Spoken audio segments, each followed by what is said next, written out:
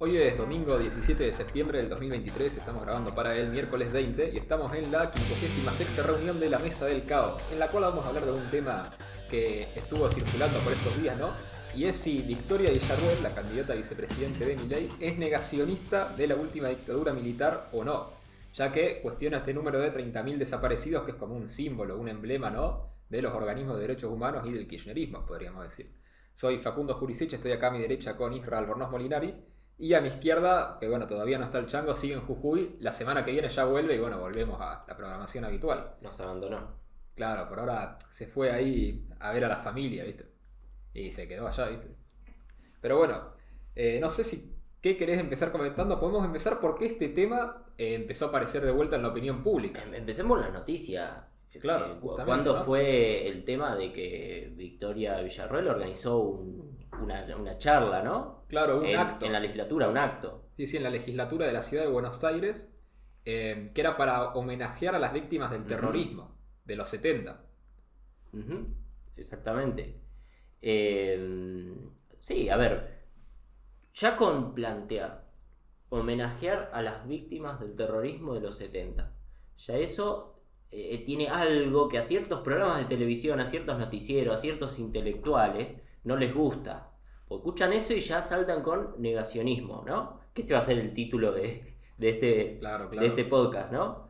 Que es toda la discusión, ¿no? Entonces, Porque fíjate que hay ahí... ya que está, una cosita, Ujú. que vayan comentando los que ya están escuchando si creen que Victoria Villarroel es negacionista, pero que lo comenten ahora, Claro. no después de todas las Pongan los dos, conclusiones. ¿no? Como el comentario de la impresión que tienen ahora y la impresión que les deja después de ver el video. Claro, entonces, ¿Victoria Villarroel es negacionista de los 30.000 desaparecidos o es negacionista del terrorismo de Estado? Porque por ahí 30.000, porque yo Claro. también escuché una cosa, gente que comenta, que dice, no, gente no, intelectuales, Ujú. en la universidad, en la Facultad de Ciencias Sociales de la Universidad de Buenos Aires, que te dicen, bueno, lo de los 30.000 el número lo podemos discutir, pero aún así es negacionista. O sea, lo importante no es el número tanto, sino el punto central es que dicen que Victoria niega sí, la desaparición, tortura y muerte de gente por parte de fuerzas del Estado, sean paramilitares o militares. Claro, sí, sí. Y fíjate que acá hay, para empezar una Sí, discusión, vamos a la nota lo que pasó. claro, ¿no? Que es este acto de Sí. el homenaje a las Eh, víctimas del terrorismo, que ¿Qué ya... fecha fue?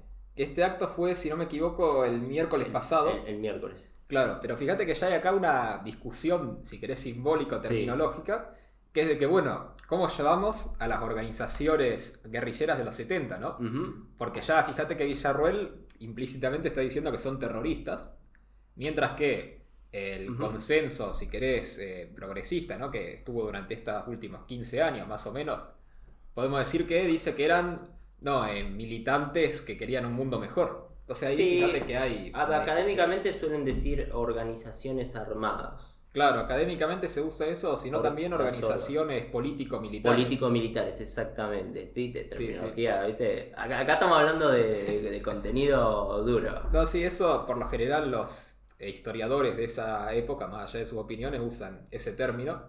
Tengo acá, mientras si querés seguir hablando, yo voy buscando una cosita. Sí, continuando con esto que dijiste que Victoria Villarreal les dice terroristas y la bibliografía oficial en Argentina, de la historia argentina, le llama organizaciones político-militares Ujú. Sí, o... no sé si la bibliografía oficial, la Sí, bibliografía yo de creo los que sí, yo creo que es la historiadores. bibliografía oficial, por lo menos en este gobierno, ¿no? O el Ajá, Ministerio de Educación o lo que ronda en las facultades. mirá, mirá. Yo diría que sí. Sí, Porque sí. yo cuando iba a la escuela también me decían organizaciones armadas puntualmente. Ujú. O sea, Claro, 2013 para atrás, ¿no? claro, Cuando yo iba a la escuela. Así que claro. yo creo que sí es la bibliografía oficial. Ok, ok. Pero lo que sí también es oficial Ujú. es que dicen que del otro lado, o sea, del lado del Estado, lo llaman terrorismo de Estado. Claro, ¿Sí? No lo llaman represión por parte del Estado, lo llaman terrorismo de Estado, haciendo claro. este juego de que en aquel momento la dictadura llamaba subversivos o terroristas, ¿no? Más que nada subversivos. Subversivos y terroristas también. Ujú. Ahí, si ves una nota o ves en el noticiero de la década del 70, los periodistas hablaban de terroristas. Los Ajá. terroristas ponen bombas. Ajá. Las noticias decían terroristas. Sí. Y como la bibliografía oficial actualmente lo da vuelta y dice terrorismo de Estado. O sea, los terroristas son aquellos otros. Claro. ¿Sí? Entonces, por un lado, hablan de organizaciones armadas y por el otro, hablan de terrorismo de Estado. Y viene Victoria Villarroel y te dice, no, bueno, estas organizaciones armadas también eran terroristas. Claro, sí, esa es como la discusión. Y como que en pareja. Bueno, esto es lo en que ese dicen. sentido. Esto es lo que dicen de que, también por eso lo critican, que está reviviendo la teoría de los dos demonios, ¿no? Exactamente. Era la teoría que planteó Alfonsín en su momento, de que, bueno, la sociedad argentina fue víctima de dos demonios, ¿no? Por un lado el demonio de las guerrillas y por otro lado el demonio de los militares, y que entre la guerra entre esos dos demonios que la sociedad argentina fue la víctima. Esto es lo que decía Alfonsín, y que justamente podemos decir, ¿cómo podemos decir el kirchnerismo, el progresismo, o este sector de los organismos de derechos humanos, que lo critica? Porque dice que iguala al mismo nivel las organizaciones armadas con los militares. Y dice que no están al mismo nivel, que los militares eran peores. Entonces, por eso Exactamente. usan el término de terrorismo de Estado. Que igual yo creo que si uno dice terrorismo por un lado y terrorismo de Estado por otro lado, ya está implícito que el terrorismo de Estado es como, no sé si peor, pero como algo más grave. fuerte, sí. Claro, o como algo que tiene más connotación simbólica, ¿no? Porque es el propio Estado haciendo terrorismo. Que ahí también está igual la cuestión de ver... Pero y si decís guerra, como es que dicen algunos, fue una guerra interna claro, entre bueno, el Estado y, sí, no sé, y las militantes guerrillas. revolucionarios, guerrilla revolucionaria. Bueno, ahí también como que Serían- te podrían decir que estás como igualando los dos bandos, ¿no? Como que el Sí. lado el bando Pero de si la decís guerrilla terrorismo de y el Estado, es como más malo. Claro, el lado del porque, Estado. porque está implícito como que el Estado tendría que garantizar los derechos individuales, Claro, ¿no? el que Entonces, tiene más responsabilidad. claro, porque tiene una responsabilidad moral. O sea, Ujú. no sería la misma responsabilidad de un individuo privado que del Sí. Estado haciendo terrorismo. Que igual ahí lo que está implícito, creo yo que es un error de interpretación, que está implícito que los militares tenían el gobierno legítimo del Estado, ¿no? Y que por eso sería más grave sus crímenes, cuando en Ujú. realidad si vos ves los militares de la última dictadura, casi que podemos equipararlo a un grupo privado que se hizo con el control del Estado, de manera Ujú. ilegítima, y que incluso reprimió por fuera del Estado, porque la represión la mayoría de veces fue clandestina. Con grupos de tareas, exactamente. Claro. Esa idea del el Falcon Verde, Claro. ¿no? Y que bajaba gente que no eran puntualmente, bueno, algunos sí eran o policías o viste algún militar, pero era gente por ahí que no tenía nada que ver con eso. Eran grupos paramilitares. Claro, pero que estaban reclutados para eso. Exactamente. Que Sí, sí. esto, porque a ver, no estamos como apurando mucho, ¿no? Ujú. Esto, ¿por qué lo estamos comentando? Porque cuando fue esta cuestión del acto, afuera de la legislatura porteña, se generó toda una manifestación, fueron a cortar otra vez, viste, las organizaciones más que nada de izquierda, llamaban Sí, sí. negacionistas, le tiraron nafta A Lilia Lemoyne, a Lilia Lemoyne, que es candidata a diputada de Milei. candidata a Que diputada. ahora en un rato comentamos eso porque a mí me parece importante, ¿no? Ujú. Pero sí, se hizo toda una manifestación afuera. Entonces, los medios fueron, algunos decían, bueno, pero esta violencia está mal, otros como que de alguna forma justificaron, o sea, porque mostraron a Victoria Villarroel como negacionista, como algo que en realidad fue a defender militares, fue a defender dictadores. Mm. Entonces, yo creo que ahí está el tema. ¿Por qué darle esta relevancia y este perfil? ¿Por qué los medios van hacia esa dirección, ¿no? Como que hay una historia oficial. Bueno, Acá hay una evidentemente. historia oficial. Pero eso yo creo que no te lo Pero discute desde el nadie. Estado, desde los medios, como que están coordinados para darle esta forma de esto que estamos diciendo de terrorismo de Estado, y por el otro lado, organizaciones político-militares. Pero esto lo Sí. dice todo el mundo, porque Sí. vos ves que, bueno, obviamente, ¿no? Villarruel y todo este sector te dice que es la historia oficial, ¿no? Que es la de invisibilizar a las víctimas del terrorismo, ¿no? De la Exacto. guerrilla. Pero por otro lado, los propios kirchneristas o radicales, incluso gente del PRO que adhiere a esta historia oficial, Ujú. también te dicen que hay una Sí. historia O oficial. sea, no es solo Pero del kirchnerismo. Claro, no es solo el kirchnerismo. Hay no, sectores no. más, podríamos decir, como le dice Moreno, socialdemócratas, que son antikirchneristas, que históricamente fueron antikirchneristas, sectores más ligados a Lilita Carrió, por el radicalismo, como dijiste, Incluso sectores del PRO más ligados a la reta también. Ajá, sí, totalmente. Ujú.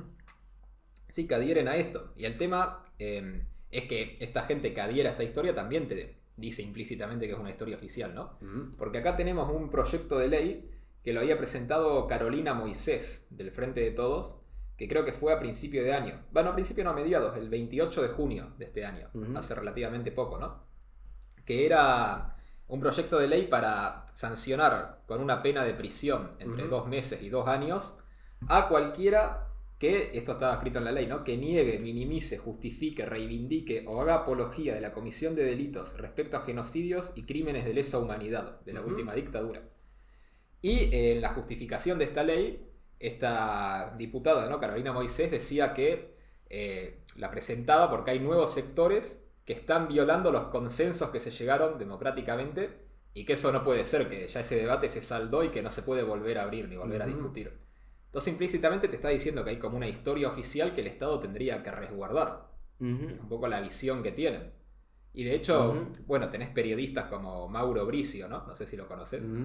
Que es un periodista kirchnerista también que dice que habría que hacer leyes para sancionar, bueno, lo que ellos llaman el negacionismo. Sí, esto, porque de ahí sale la palabra negacionismo, viene de Alemania, ¿no? En Alemania hay leyes en contra del nazismo, o sea, uno no puede salir a la calle con una esvástica, ¿no? Levantándola en el medio de la plaza, claro, gritando Heil Hitler. Sí, claro. Te meten preso. En ese sentido, también están restringidas la publicación de libros. ¿Sí? El libro de que escribió Hitler, Mi lucha, por ejemplo. Sí. Y quieren hacer algo similar a eso acá. Y utilizan justamente la palabra negacionismo porque hay una corriente que niega en Alemania y en buena parte del mundo, en Europa, la muerte de la cantidad de los millones de judíos, ¿no? El holocausto judío. Los 6 millones de 6 millones de judíos. Sí.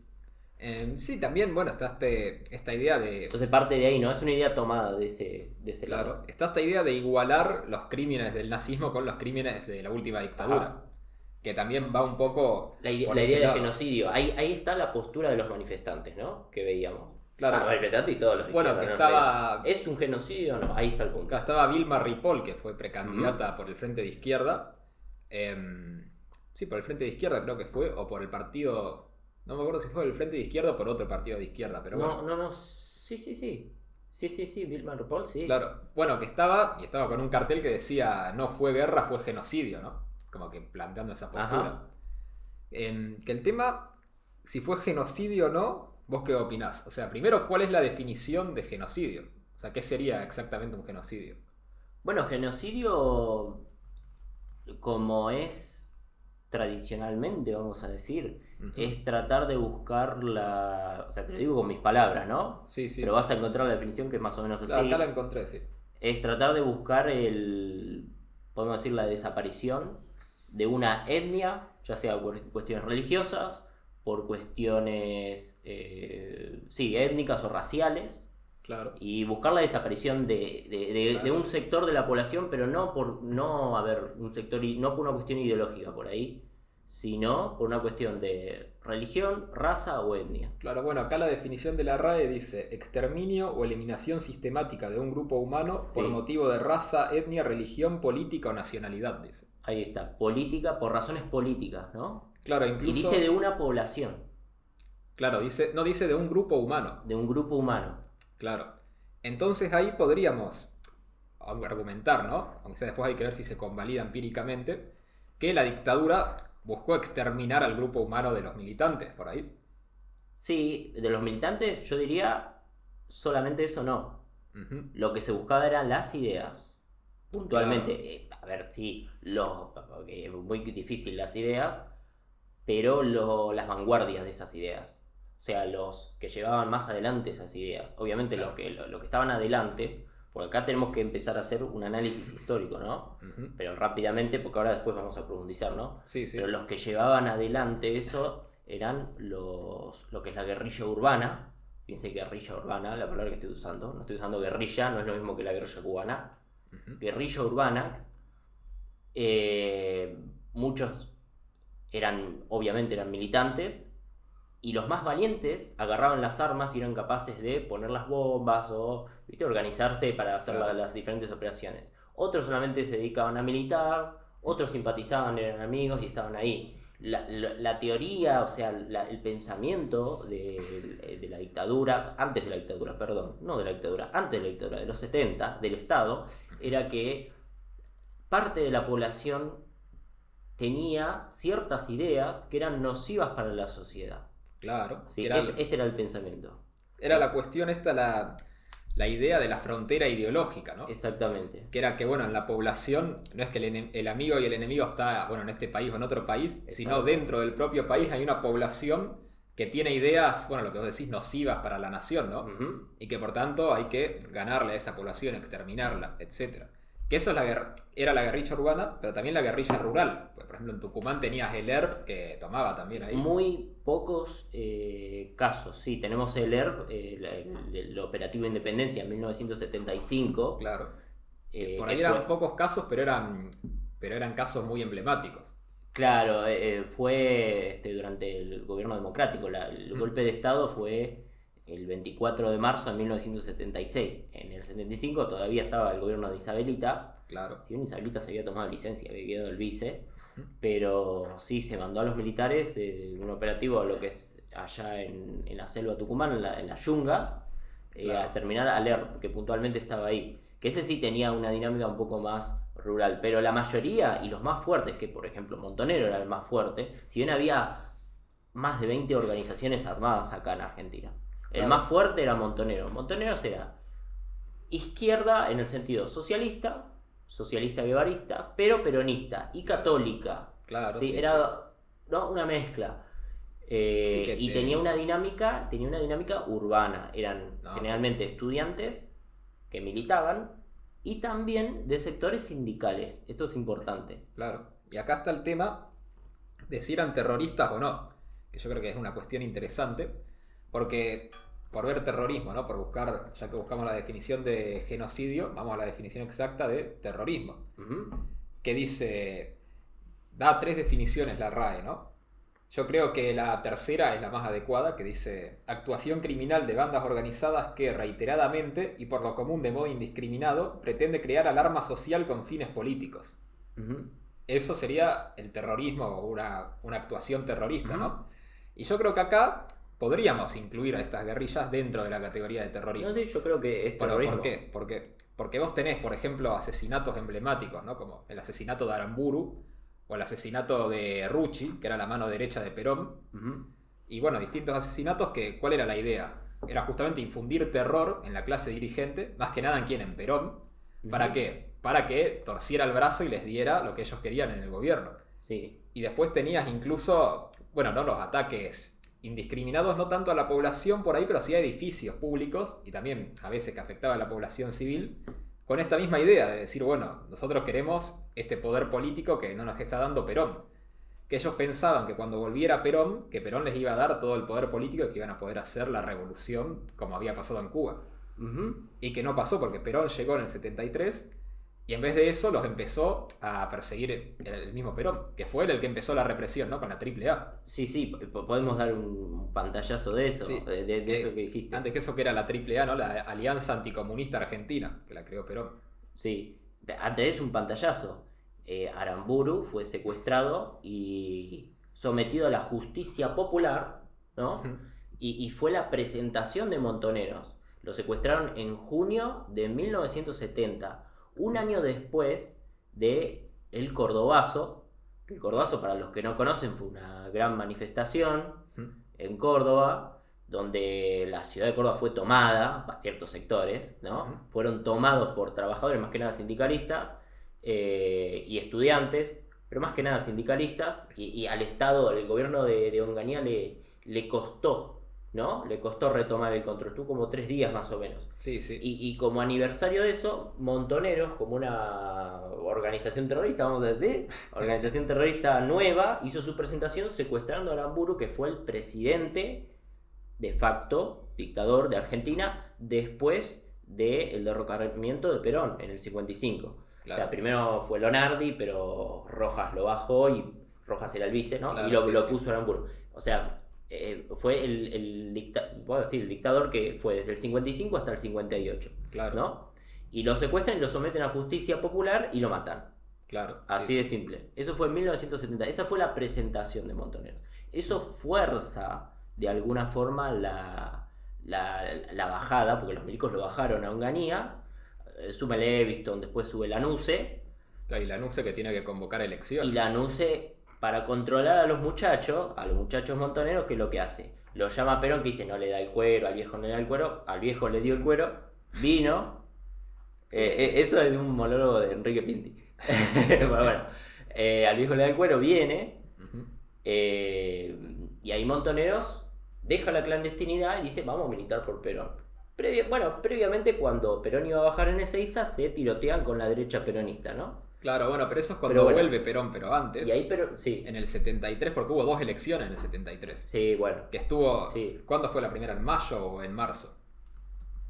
A ver, lo puedo buscar acá. Sí, Fueron, no recuerdo claro, el mes. eran en marzo y en septiembre, ahí está. Que las elecciones de marzo fueron las que salió electo Cámpora, porque Perón estaba proscripto. El peronismo estaba proscripto. No Perón. El peronismo. Bueno, pero Cámpora era peronista, digamos. Claro, pero se pudo presentar porque se levantó porque Lanuse levantó la proscripción. No, exacto, por eso, el peronismo no estaba proscripto. En el marzo del 73 el que estaba proscripto era Perón. Cámpora gana con el Frente Justicialista de Liberación. El Frejuli. El Frejuli, justamente. Y bueno, ahí gana justamente con la promesa de levantar la proscripción a Perón y llamar nuevas elecciones. Sí, y los milicos le dejaron. O sea, era un levantamiento. Los milicos levantaron la proscripción al Perón porque lo dejaron. ¿Por qué a Frondizi y a Ilia no le dejaron hacer nada. Justamente lo dejaron ahí, hicieron 2 cositas que no les gustó y los bajaron. Claro, sí. También los dejaron porque ya no tenían más capacidad para gobernar. Después del Cordobazo y de que Montoneros se fue haciendo cada vez más violento, y las distintas organizaciones no tenían capacidad. También por esto convocaron elecciones, y de hecho sí, durante el gobierno de Cámpora hubo cierta paz social, ¿no? Porque Cámpora decía, bueno, viene Perón y acá los muchachos van a hacer la revolución, ¿viste? Ellos pensaban que Perón venía a hacer la revolución socialista. Sí. Eso es importante, ¿no? Porque ahí en Ezeiza, que fue la segunda movilización más grande de la Argentina. La primera fue cuando Argentina ganó el Mundial el año pasado. Mira. Sí, porque se calcula que fueron como 3 millones a Ezeiza. Claro. Y acá a Capital cuando ganó el Mundial fueron 6 millones. Claro. Ya en ese enfrentamiento, la masacre de Ezeiza, se da como las 2 visiones del peronismo. Un peronismo, por un lado, más clásico, más ortodoxo, con los sindicatos como la base de actuación del peronismo. Tenía los sindicatos, y por otro lado podemos decir el Círculo Rojo también, el Círculo Rojo Empresario, y el Estado, ¿no? Como el que hace esta especie de negociador y alianza de clases, que es el ideal del justicialismo, ¿no? Sí. Y por otro lado, tenías a Montoneros con una visión de peronismo como un paso previo a la patria socialista, que era patria grande socialista. Claro. Con ideas más de socialismo guevarista, no era cualquier socialismo, era socialismo más de tipo guevarista. O sea, el socialismo cubano. Sí, socialismo cubano, pero lo combinaban con peronismo, como el peronismo que era una fase previa. Igualmente no era que a los montoneros se les ocurrió. No, Perón esto lo fomentaba. Ahí va. Perón, para volver al país, justamente fomentaba estas organizaciones que desestabilizaran todo. ¿Para qué? Para que los militares hicieran lo que terminaron haciendo. Sí. Que es como, bueno, no podemos gobernar mal, lo llamamos a Perón. Sí, a través de John William Cook, que era el que organizaba acá. No, sí, en principio William Cook, después fueron pasando otros, pero sí, el primero más importante fue William Cook. Y bueno, el tema es que Perón llega y pasa esto de Ezeiza, ¿no? Que las 2 facciones del peronismo básicamente se cagan a tiros entre ellos. Sí. Y bueno, se matan, y después Perón asume, y resulta que no era el líder socialista que ellos esperaban, sino que empieza a tomar sus medidas de gobierno, podríamos decir, más de derecha, más de peronismo clásico. Bueno, yo no diría medidas de gobierno, yo creo que el problema estuvo en la gente que metió. O sea, el problema para Montoneros, ¿no? La gente que metió ahí como ministro, ¿no? Alrededor de él. Claro, ahí está el punto. ¿Cómo era que cantaban los Montoneros? ¿Qué pasa, general? Está lleno de gorilas el gobierno popular. Claro, sí. O sea, el problema de Montoneros era el poder, porque Perón tenía un plan trienal, el plan Helbart, claro, ¿no? Que era un plan de 3 años, que tenía ciertas características, ¿no? Pero era un plan, una planificación estatal. Sí. No era algo que por ahí Montonero rechazara. Pero el problema más puntual de Montoneros era quién está en el poder. Claro. Es como decir ahora, está Massa, no me gusta Massa, quiero que esté otro. Claro, sí. Ese era el más del Y problema. más allá de las motivaciones internas de Montoneros, ¿no? El tema es que con Perón vuelven a hacer terrorismo. O sea, bueno, tenemos el caso más emblemático del asesinato de Rucci, pero bueno, vuelve. Y el discurso de Perón en Casa Rosada. Bueno, el discurso de Perón en Casa Rosada que los echa de la Plaza de Mayo. Sí, dice, pese a estos estúpidos que gritan... No, decía, estos imberbes. Sí, después le dice imberbes también. Sí, sí. Que piensan que tiene el derecho por sobre los que por más de 20 años han luchado, algo así, ¿no? Refiriéndose a los peronistas más ortodoxos, más clásicos. Sí, sí. Peronismo de derecha, podemos decir. Y los montoneros se retiran de Plaza de Mayo, ¿no? Claro. Y dejan un pedazo ahí de Plaza de Mayo vacío. Claro, sí, sí. Y ahí pasan a la clandestinidad, montoneros. Ahí está el punto, que vuelven a la clandestinidad, vuelven al terrorismo, pero en un gobierno democrático. Claro, en y un gobierno esta es la diferencia. que se había levantado las restricciones, ya no era una dictadura. Ah, y esta es la diferencia fundamental, porque uno podría decir, durante la dictadura de Onganía, bueno, tiene cierta justificación, si creo, cierto sentido. ¿Por qué? Porque estaban pidiendo hasta cierto punto que haya elecciones. Sí, con esta idea de la lucha partisana, ¿no? Claro, que era un gobierno ilegítimo. La lógica partisana. Claro, exacto. Ahora, el tema es que justamente después del 73, que era un gobierno justamente electo democráticamente, sin proscripciones, y además con una legitimidad altísima de origen, porque ganó con un 63% de los votos, creo que fue. Que en Sí, el 73. 61, 63. Sí, más del 60% que lo votó a Perón. Sí. Y entonces en un gobierno que justamente legítimo, democrático, vuelven a la violencia política como forma de acción. Y ahí sí que ya se vuelve más ilegítimo, empiezan a perder apoyo de la sociedad. De hecho, estaba leyendo para Política Argentina un texto, que ahora busco el autor, pero que decía que en realidad Montoneros no es que perdió con la dictadura. Perdió antes de la dictadura cuando ya todo el mundo pedía el golpe. Ese es el tema. Que cuando fue el golpe, que fue apoyado por todos los partidos políticos, porque esto no hay que olvidarlo, que la UCR apoyó el golpe y el peronismo también. Muchos partidos apoyaban los golpes. El golpe a Ilia, por ejemplo, para retroceder atrás, que fue en 1963. A ver, esto es lo que... Más lo que se dice, no, lo que se sabe, ¿no? A Ilia lo bajaron los peronistas, a Ilia le hicieron todos los paros generales y le hicieron todos los sindicatos peronistas. Claro. Y cuando subió Onganía, preferimos Onganía que a Sí, este... bueno, Bandor, que tenía la idea de que con Onganía iba a poder hacer un pacto para gobernar entre ellos. Sí, esto es algo que se decía, ¿no? Que los más grandes se van a acordar, que ante el primer problema iban a golpear los cuarteles. ¿Sí? Esa frase de la gente iba a golpear los carteles. Y es así, los golpes de Estado, esto hay que decirlo. Los golpes de Estado tenían apoyo de grandes porciones de la masa popular. Más allá de la iglesia, de ciertas corporaciones, la población tenían apoyo. No te estoy diciendo todo, te estoy diciendo de buena parte. Esto para que se sepa, ¿no? Para que se tenga en cuenta. Incluso yo creo que en el 76 era la mayoría que apoyaba el golpe. Sí, totalmente. Sí, porque Isabelita... Bueno, claro. Podemos entrar en Isabelita. Bueno, sí, que el gobierno de Isabel fue bastante... Primero el tema de AAA. No, bueno, sí, que Perón en su gobierno, antes de morir, crea la AAA, que ni siquiera era un organismo del Estado, era una organización paramilitar que se encargaba de reprimir clandestinamente, ya en un gobierno democrático, a los militantes o a los terroristas de Montoneros, sin importar tanto si eran terroristas o no. O sea, si ellos habían puesto bombas, si no, ya si tenía una conexión con la organización, podían ir y matarlo o torturarlo o prenderlo en prisión. Sí, hacerlo, era desaparición. Desaparecidos en democracia. Desaparecido era tortura para averiguar que si tenían algún cómplice, algún amigo, que si sabían de alguien. Si ellos pedían nombres, ¿no? Claro. Porque ¿qué hacían? Los buscaban en la casa, los llevaban a centros clandestinos de detención, que podía ser el sótano de una comisaría hasta una casa particular, por ejemplo la mansión Seré en Castelar.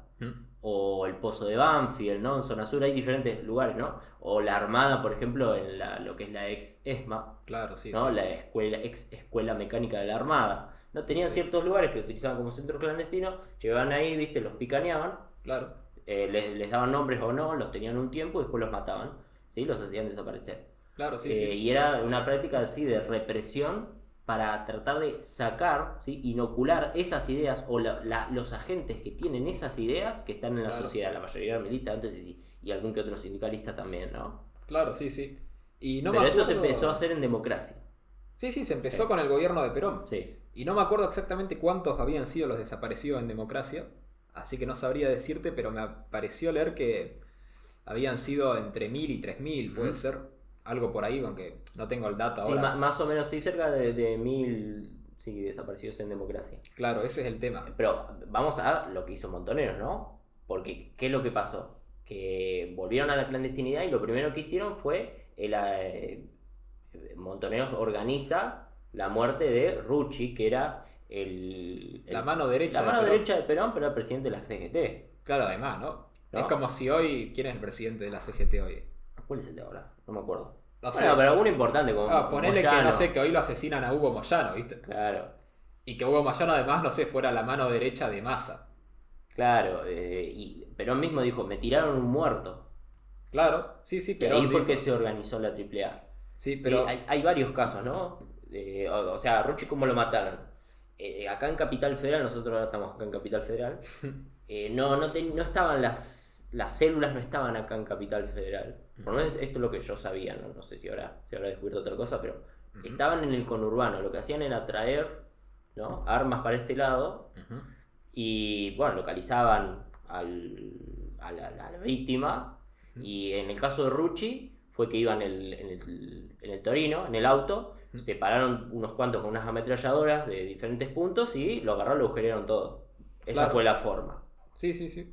Que hoy día la hija de Rucci, ¿no?, está, no sé si se considera peronista, pero es una de las que busca esta cuestión de este reclamo Claro, de para Villarroel, las ¿no?, la víctimas del justicia por terrorismo. las víctimas del terrorismo. Claro, y que acá viene justamente lo de Villarroel, que es un homenaje a todas estas víctimas de antes de la dictadura del terrorismo, que no era terrorismo de Estado, sino terrorismo particular, podríamos decir. Terrorismo de las organizaciones armadas. Terrorismo revolucionario, terrorismo de izquierda, podemos decir, terrorismo Claro. socialista. Claro, y acá hay De una forma. cuestión importante, que es que ¿por qué el Estado recurre a las desapariciones, y podemos decir al terrorismo de Estado más adelante, para cumplir sus fines? Porque el Estado, justamente durante la dictadura de Videla, sí que podemos decir que hace terrorismo porque tenía un fin político, que ¿cuál era? Que era que no se sostengan más estas ideas de izquierda revolucionarias y poner orden en la sociedad. Que ese era el reclamo, que la sociedad se había vuelto ingobernable, ¿no? Que era demasiado violento todo, y poner un orden para que se pueda convivir pacíficamente. Sí. Ahí es cuando se da el golpe de Estado en el 76. Claro. ¿no? Entonces, o sea, era para profundizar lo que ya se venía dando. Claro, Esa y la era la dictadura idea. asume con este fin, efectivamente, uno de los medios que usa es el terror, ¿no? De bueno, vos no podés decir nada, no podés hacer nada, porque te podemos hacer desaparecer. Pero ¿por qué se recurre a este medio en la dictadura y ya incluso durante el gobierno de Perón?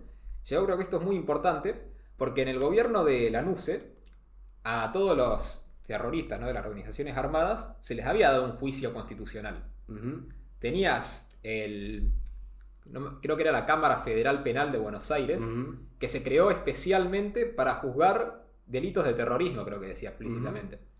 Y donde a los guerrilleros que se los encontraba, ¿no?, se los metía presos y los juzgaban ahí con un juicio que seguía las garantías constitucionales. Y así metieron presos a cientos de militantes, ¿no?, de las organizaciones.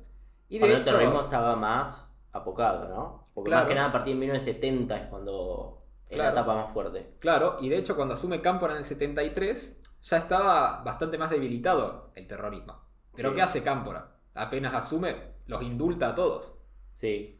Entonces, unilateralmente, siendo presidente, y siendo que a él lo habían electo solo para que vuelva Perón, ¿no? Les Sí. da el indulto a todos y dice Sí. que bueno, que ahora igual Sí. no van a ser violentos porque ahora se viene el gobierno revolucionario. Ajá. Y entonces pasa que asume Perón y ya estaba todos los guerrilleros indultados, todo este sistema judicial que habían armado estaba desarticulado, ¿no? Lo había desarmado Cámpora. Y entonces la conclusión que llega Perón, ¿no?, junto con la cúpula militar, es que si siguieran nuevamente un camino constitucional, después otro gobierno podría indultarlos y no se terminaría la violenta. Y por eso Perón crea la AAA y dice, no, la solución es que sea todo clandestino. Que eso es después el modelo que toma Videla y lo reproduce obviamente a una escala mucho mayor. Que yo creo que esto es importante, ¿no? Porque No, eso es fundamental. me parece Sí, sí, importante sí. resaltar que antes hubo un intento de salida constitucional. Y que era una época jodida, ¿no? Porque, o sea, obviamente no es para justificar, pero vos qué hacés en esa situación, seguramente ninguna decisión era la correcta. Entonces, No, pero es un punto. No, ¿vas a decir algo? No, decide, sí. Es un punto interesante este.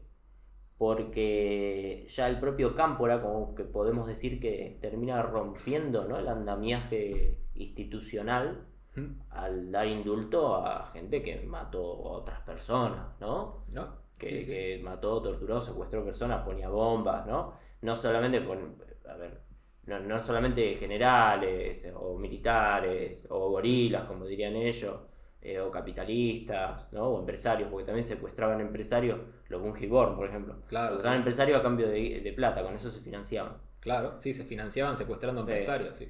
No solamente no solamente eso, sino también que bueno, que rompe con este andamiaje y entonces ¿qué es lo que queda, no? Este es un tema así Sí, es muy, interesante. muy áspero, Y que además ¿no? está esto que es como la deshumanización del enemigo, ¿no? Ujú. Que es como que, bueno, como eran gorilas o capitalistas, ¿no? Lo que vos decís. O básicamente que eran los que se oponían a la revolución, entonces merecían la muerte. Ujú. Que también después es lo que pasa con los militares, que dice, bueno, entonces los guerrilleros también merecen la muerte, merecen desaparecer. Y que yo creo que buscar un culpable medio que no tiene sentido porque es como una espiral que se fue retroalimentando. Ujú. Que buscando, incluso haciendo un análisis histórico más profundo, podemos decir que es algo que empieza ya desde el golpe del 43, esta espiralización del autoritarismo. Sí, sí, antes, ya siendo un precedente con el 30, ¿no? Que Claro. empezar a romper las instituciones. Porque Claro, este sí. es el punto, ¿no? Acá hay por ahí, viste, a mí me gusta meter el debate moral, ¿no? Ajá. El debate moral, ¿no? Eran gente que mataba a otra gente y lo utilizaban como medio, porque para ellos el fin justificaba los medios, y como decía Firmenich, ¿sí? Como decía Firmenich, ¿sí? Montonero, que debe andar dando vueltas por ahí.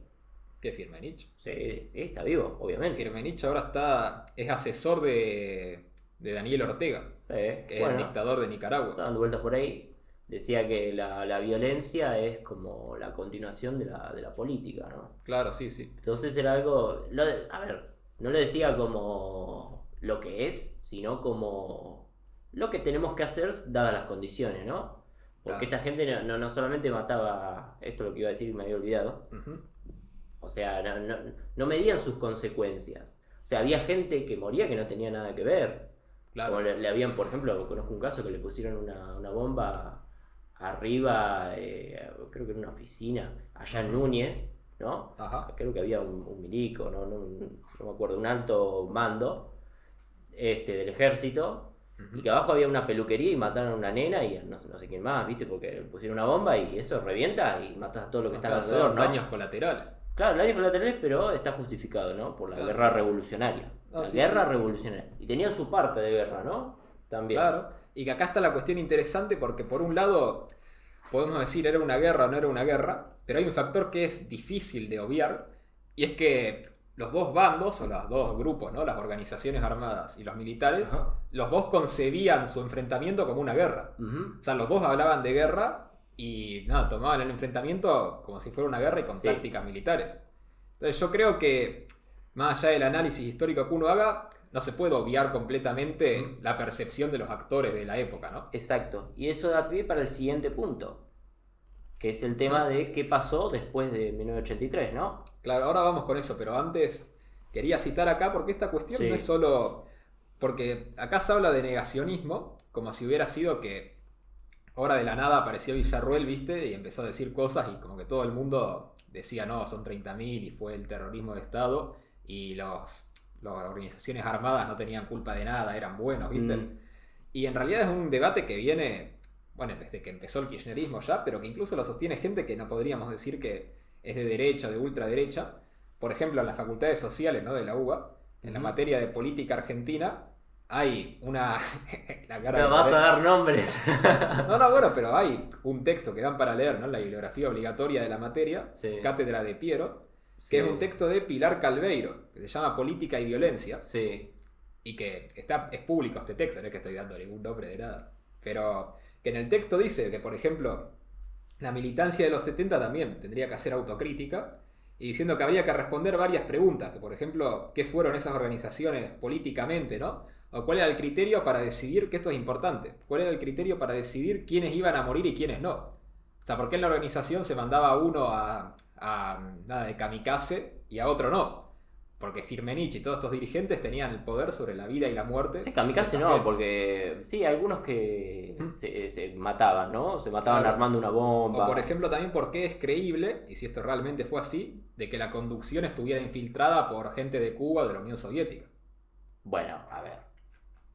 A ver, sí, eso hay ciertas investigaciones, porque algunos, más que nada los principales líderes, sí iban a Cuba, pasaban por Cuba y pasaban por un breve entrenamiento, sí, unos meses. Claro. Aprendían a armar bombas, ¿no? Manejar armas, algunas cuantas cosas. Se calcula que, no recuerdo muy bien la cifra, pero era cerca como de 5.000 a 10.000 personas, ¿sí? Terroristas pasaron por Cuba y pasaron por un adiestramiento, ¿no? Claro, Era sí, parte, sí. porque esto está dentro del contexto de la Guerra Fría Ujú. y dentro del contexto de ese dolor de cabeza que fue para Estados Unidos Cuba, Claro. ¿sí? Que Sí, explica mucho del resentimiento entre Estados Unidos y Cuba actual.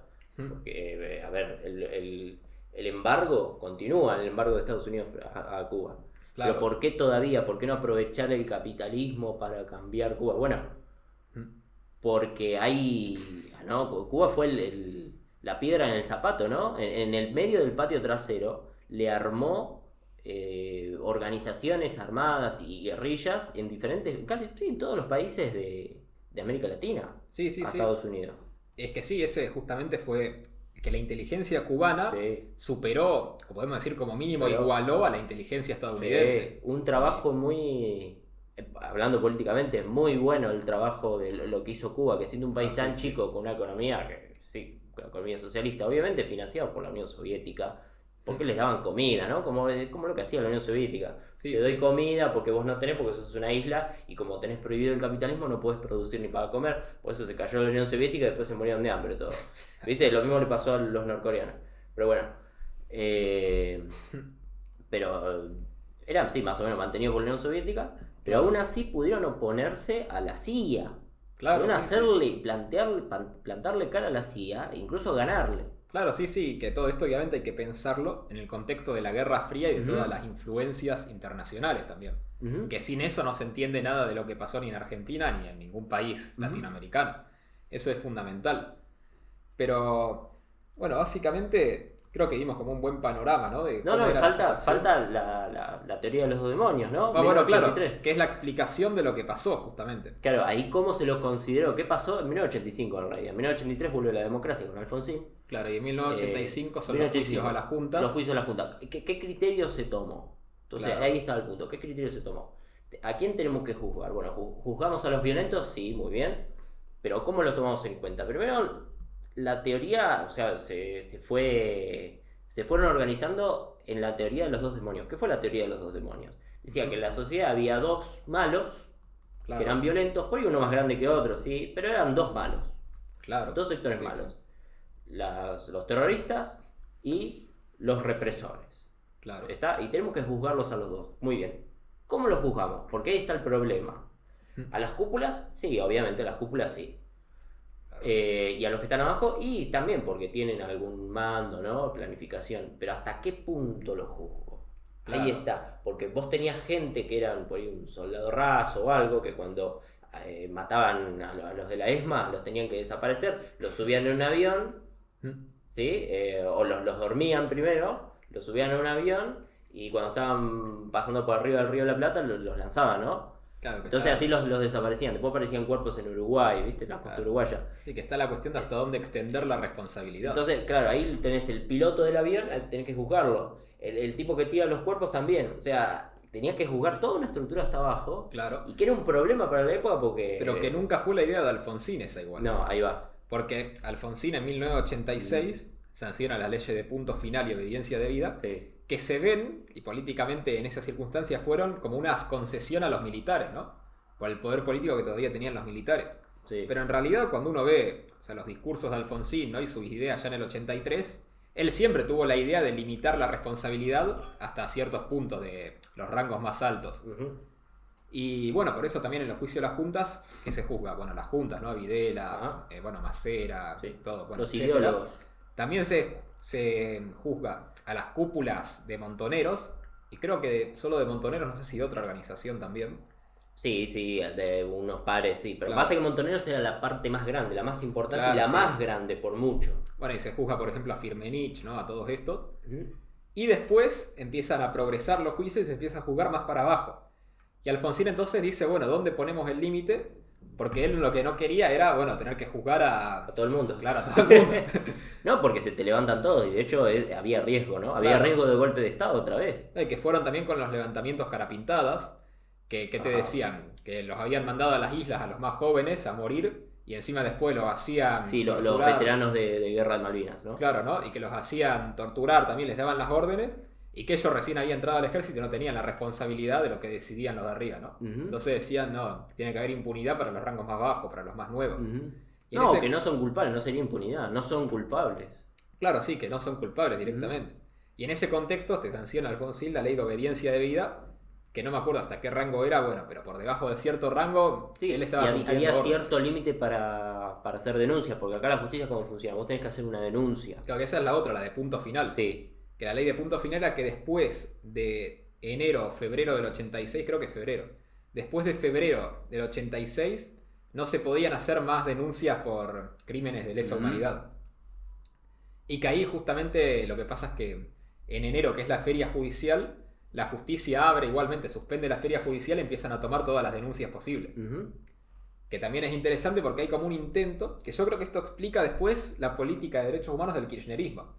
Que ya desde Alfonsín hay como un intento de cerrar la historia apresuradamente, que después Menem lo continúa con los indultos, y todo ese intento de cerrarlo así tan desde arriba es lo que te genera ese descontento que después es el motor para que el kirchnerismo formule... Volver a abrir todo. Claro, para volver a abrir todo. A su manera, ¿no? Y reinterpretarlo a su manera. Y con eso Sí, obviamente con pasam- su interpretación. pasamos al tema de los indultos, ¿no? ¿Qué pasó en la década de los 90, ¿no? Teníamos algunos últimos levantamientos, como por ejemplo el de Seineldin, Claro, sí, ¿no? sí. Todavía la gente tenía ideas de que los militares pueden venir en cualquier momento. Bueno, incluso en el 2001 estaba como este rumor de que no, los militares van a venir. Hasta 2001, sí, bueno, pero ahí había razones porque era, viste, paréntesis, ¿no? Claro. Paréntesis, en 2001, cuando revienta todo el 19, 20 y 21 de diciembre, Ujú. que termina con la renuncia de la Rúa se va en helicóptero, por eso ahora dicen, se va en helicóptero, se va en helicóptero. Sí, sí. Bueno, se fue de la misma forma que se fue Isabel. Isabel se fue a la Casa Rosada en helicóptero también. Entonces tenías esas dos imágenes Claro. y la gente decía, acá vienen los militares otra vez. Esa fue la última vez, los militares no vinieron en 2001 y a partir de ahí ese riesgo la gente lo fue perdiendo. Ahora la gente no cree que vaya a haber un golpe de estado No, militar. claro. Y es que Pero ya hasta sí- ese momento todavía era algo posible, una posibilidad, se podía dar. Y es que ya si no fueron en el 2001, ya está, ¿cuándo van a venir? O sea, Ya también cambió por la eso. cultura y cambiaron las generaciones, ¿no? Claro, también es cierto que vos fijate que hoy en día todas las generaciones, incluso gente que ya tiene 40 años, son gente que nació, o de... Sí, los que tienen 40 años son gente que nació después de la democracia, dictadura. 1983. Claro, que es, no sé si la mitad de la sociedad, pero si no es la mitad de casi la La mitad. mayoría, sí, el rango etario de mayoría sí son entre 30, 40, 50 años. Claro, por 30, eso. 30, 40 años. Por eso, la gran por eso. mayoría. Y el tema es que, bueno, aprovecho también este paréntesis, ¿no? Ajá. Para decirles que si les estaba pareciendo interesante el video, toda esta recapitulación histórica, y que ahora vamos a ver qué afecta esto en el presente con lo de Villarruel, que nos pueden ayudar donando un cafecito, que está el link acá abajo en la descripción, y nos pueden ayudar a dedicarnos a esto más profesionalmente, ¿no? Y poder comprar un micrófono mejor, dedicarle más tiempo, hacer más investigaciones más profundas. Y aprovechamos también para agradecerles a los donantes que nos fueron donando en este último, todavía no, sí, ya mes, en este último mes, que bueno, tenemos a dos que creo que son lo mismo, que está Jugo de Pomelo y Pomelo de Jugo, Bien, bien, bien. creo que es la misma persona, que bueno, muchas gracias. Está Daniel Maldonado también, muchas gracias. Javier Farías, muchas gracias. Y bueno, después Fabián Verón también, que muchas gracias. Así que bueno, esa es la gente que nos fue donando. Y, por ahora no hay ninguna recompensa, pero bueno, vamos a ir agradeciéndoles. Y a lo largo de este mes o como mucho el próximo, vamos a meter que puedan por ahí votar los temas de algún video una vez por mes, o que haya emoticonos especiales del canal, cosas así. Así que bueno, cerrado este otro paréntesis del paréntesis, podemos volver a la cuestión de Menem, los 90, claro, de ¿qué Menem, pasó? 1990, ¿qué pasó con los indultos? Bueno, después del levantamiento de Seineldin, básicamente, Buscá la fecha del indulto, que no recuerdo exactamente. Dale. Pero Menem lo que hace es indultar, lo mismo que hizo Cámpora. Indulta a todos, a los de la Junta Militar y a los de la guerrilla urbana. Claro que hubo varios indultos. Hubo 4 indultos en 1989 que, bueno, básicamente indultó, el primero de ellos indultó a los jefes militares que no habían sido beneficiados por las leyes de punto final y obediencia debida. Después en otro de 1989, el 7 de octubre, fueron todos el 7 de octubre. En el segundo decreto indultó a líderes y miembros de grupos guerrilleros y otras personas acusadas de subversión. Después indultó a todos los que participaron en las rebeliones carapintadas de 1987 y 1988. Sí. Y en el cuarto indultó a los ex miembros de las juntas Galtieri, Isaac Anaya y Lami Dosso. Y después en 1990, el 29 de diciembre de 1990, terminó los indultos. Y bueno, terminó indultando a Videla, a Macera, a Agosti, a Viola, a Lambruschini. Terminó indultando a Firmenich, que era el líder de Montoneros. A Norma Kennedy, que estaba procesada por malversación de fondos públicos. A Dulio Brunello, que también malversación de fondos públicos. Indultó a Martínez de Oz, que también había sido condenado por cómplice de los delitos de lesa humanidad.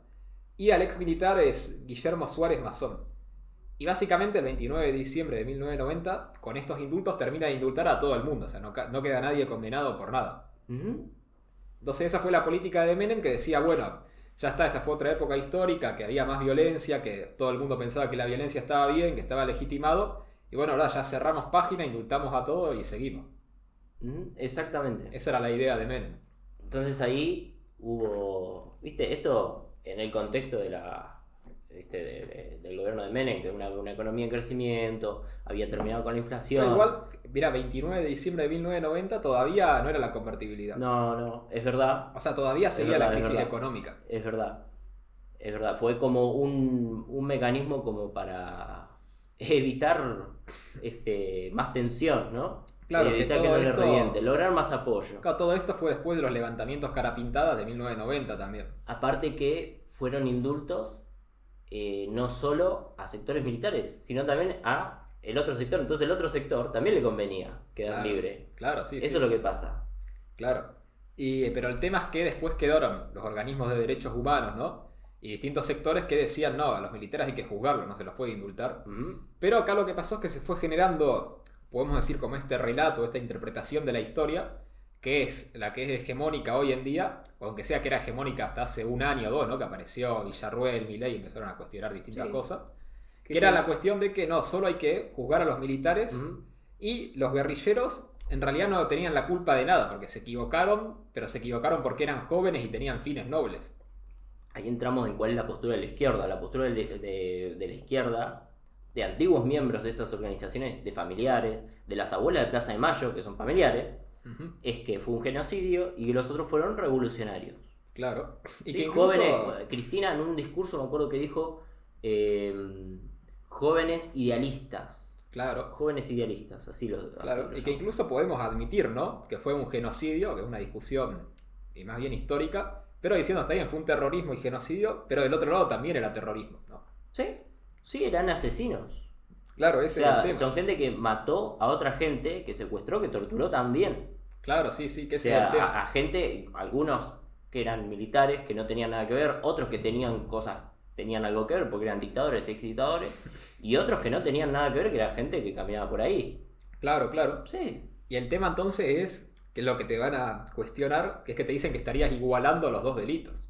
Bueno, que la teoría de los dos demonios es algo que está sesgado porque los dos demonios no eran iguales, uno era más malo que el otro no era tan demonio, sino que era un poco más bueno, o no era tan malo, que estaba justificado, ¿no? Igual yo lo que veo es de dónde viene este argumento. Porque, o sea, la tortura y el asesinato, ¿no? De las personas, o sea, es la misma tragedia para la persona que es la víctima y para sus familiares. Sí. Entonces la cuestión de que decir, bueno, si un sector tenía más poder político o menos poder político, no sé hasta qué punto es relevante para juzgar un crimen.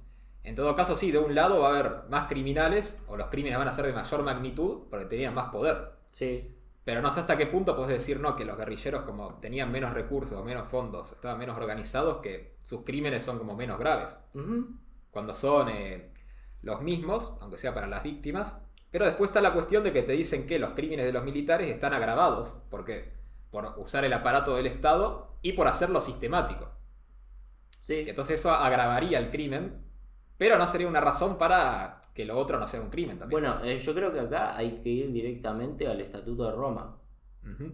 El Estatuto de Roma sirve como respuesta a esto. El Estatuto de Roma habla de los delitos de lesa humanidad, ¿no? Ajá. Que vaya, sea para decir también que los delitos de lesa humanidad no prescriben, ¿sí? Claro. Si vos indultás, o sea, ¿qué es lo que pasa? Que vos no podés juzgar a una persona 2 veces, más de una vez, por el mismo delito.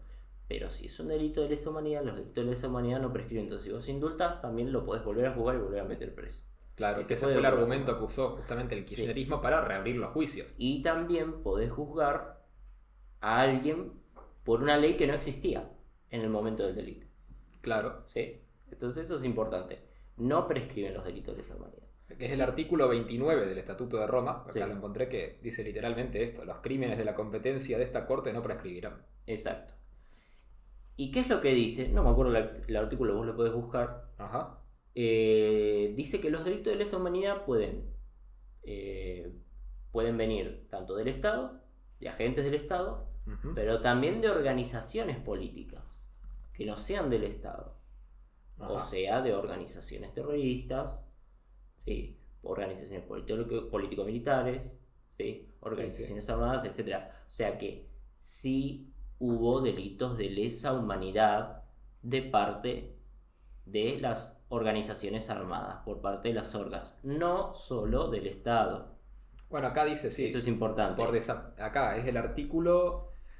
Sería artículo 7, Exacto. sería inciso 2, párrafo I, que dice: por desaparición forzada de personas se entenderá la aprehensión, la detención, el secuestro de personas por un Estado o una organización política o con su autorización, apoyo o aquiescencia, seguido de la negativa a admitir tal privación de libertad o dar información sobre la suerte o el paradero de esas personas, con la intención de dejarlas fuera del amparo de la ley o por un periodo prolongado.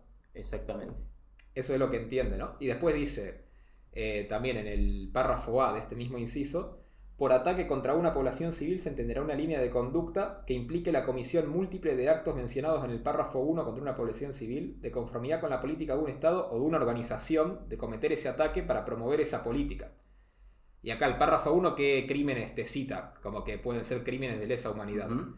Dice artículo 7, inciso 1: se entenderá por crimen de lesa humanidad cualquiera de los actos siguientes cuando se cometa como parte de un ataque generalizado o sistemático contra una población civil y con conocimiento de dicho ataque: asesinato, exterminio, esclavitud, deportación o traslado forzoso, encarcelación u otra privación grave de la libertad física, tortura, violación, esclavitud sexual, prostitución forzada, embarazo forzado, esterilización forzada, persecución de un grupo o colectividad con identidad propia fundada en motivos políticos, raciales, nacionales, étnicos, culturales, religiosos, de género, desaparición forzada de personas, el crimen de apartheid, otros actos inhumanos de carácter similar. Entonces, gente, a ver, acá le estamos dando material porque Argentina adhiere al Estatuto de Roma. No, de hecho es el Sí. estatuto que citó Néstor para reabrir los juicios. Exactamente, adhiere al Estatuto de Roma el Estado argentino. Por lo tanto, no como modo de conclusión, pero sí conclusión de esto que acabamos de decir, actualmente sí hay genocidas o hay delincuentes de lesa humanidad que están presos, que son los 6 dictadores y todos los cómplices, ¿sí? De la dictadura cívico-militar, si querés vamos a agregarle. Sí, sí. Pero hay unos cuantos que están sueltos, Claro. Hay unos cuantos que también están sueltos. Que fueron ministros, Nilda Garré, la propia no sé qué parte tuvo o no, Patricia Bullrich, no sé qué parte tuvo o no, si fue solamente militante, si armó una bomba. Dijo que armó un par de molotov. Claro. Dijo que armó un par de molotov y un par de cosas hizo. ¿Sí? Los Abal Medina, los Vaca Narvaja, ¿no? O sea, pero esto hay que decirlo porque esta gente hace unos años y actualmente son ministros, ¿no? Andan por ahí dando vueltas, ¿no? Sí. Y en realidad lo podríamos jugar por delitos de lesa humanidad. ¿sí? Claro. Le corresponde a muchos cadena perpetua porque... O como mínimo, aunque sea, tendría que haber un juicio a ver si hicieron algo o no. A ver si fueron ideólogos. No, pero hay unos cuantos que sí fueron ideólogos. Los Berbisky y todo eso sí fueron ideólogos. Claro, sí. Ideólogos particulares. Muchos que ahora son periodistas, ¿no? Bueno, igual, también. vos que Sí, mencionás... Leuco. Claro. ¿No? También hay, ¿no? Bueno, hay, que hay salió tela para cortar, Alfredo ¿no? Leuco hace unos días, sí. Hay para... Pero para vos que cortar, mencionás ¿no? a Verbitsky, ¿no? Horacio Verbitsky, Sí. que es un periodista kirchnerista, ¿no? Que siempre fue defensor de estas Sí. posturas más, podemos decir, en la interpretación que hasta ahora fue Sí, oficial, ¿no? ese sí era ideólogo. Claro, pero que salió hace unos días cuando fue este acto de Villarruel, ¿no? De homenajear a las víctimas del terrorismo. Salió a decir que a él no le parece mal que Villarruel quiera reconocer a las víctimas de la guerrilla.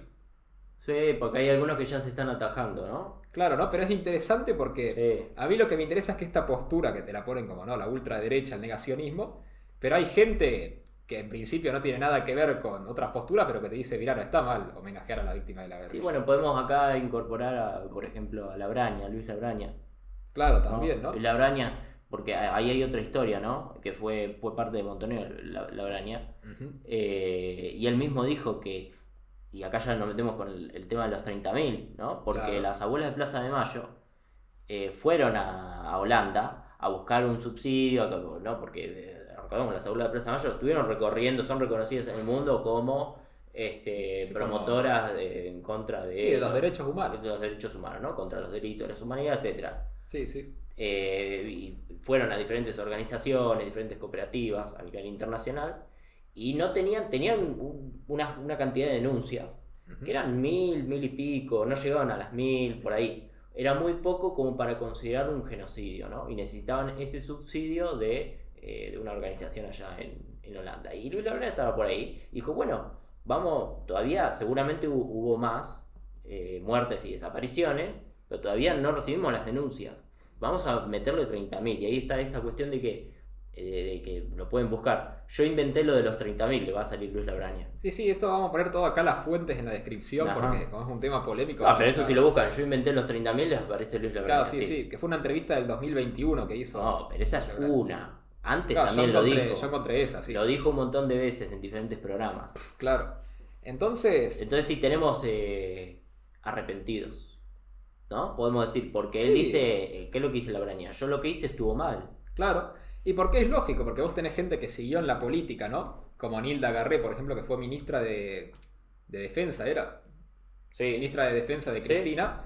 Y después tenés gente como Labraña, otra gente que se fue de la política, está en otra cosa, y que entonces sí tiene una reflexión más personal y da su opinión Ujú. sin tanto interés político por ahí. Ujú.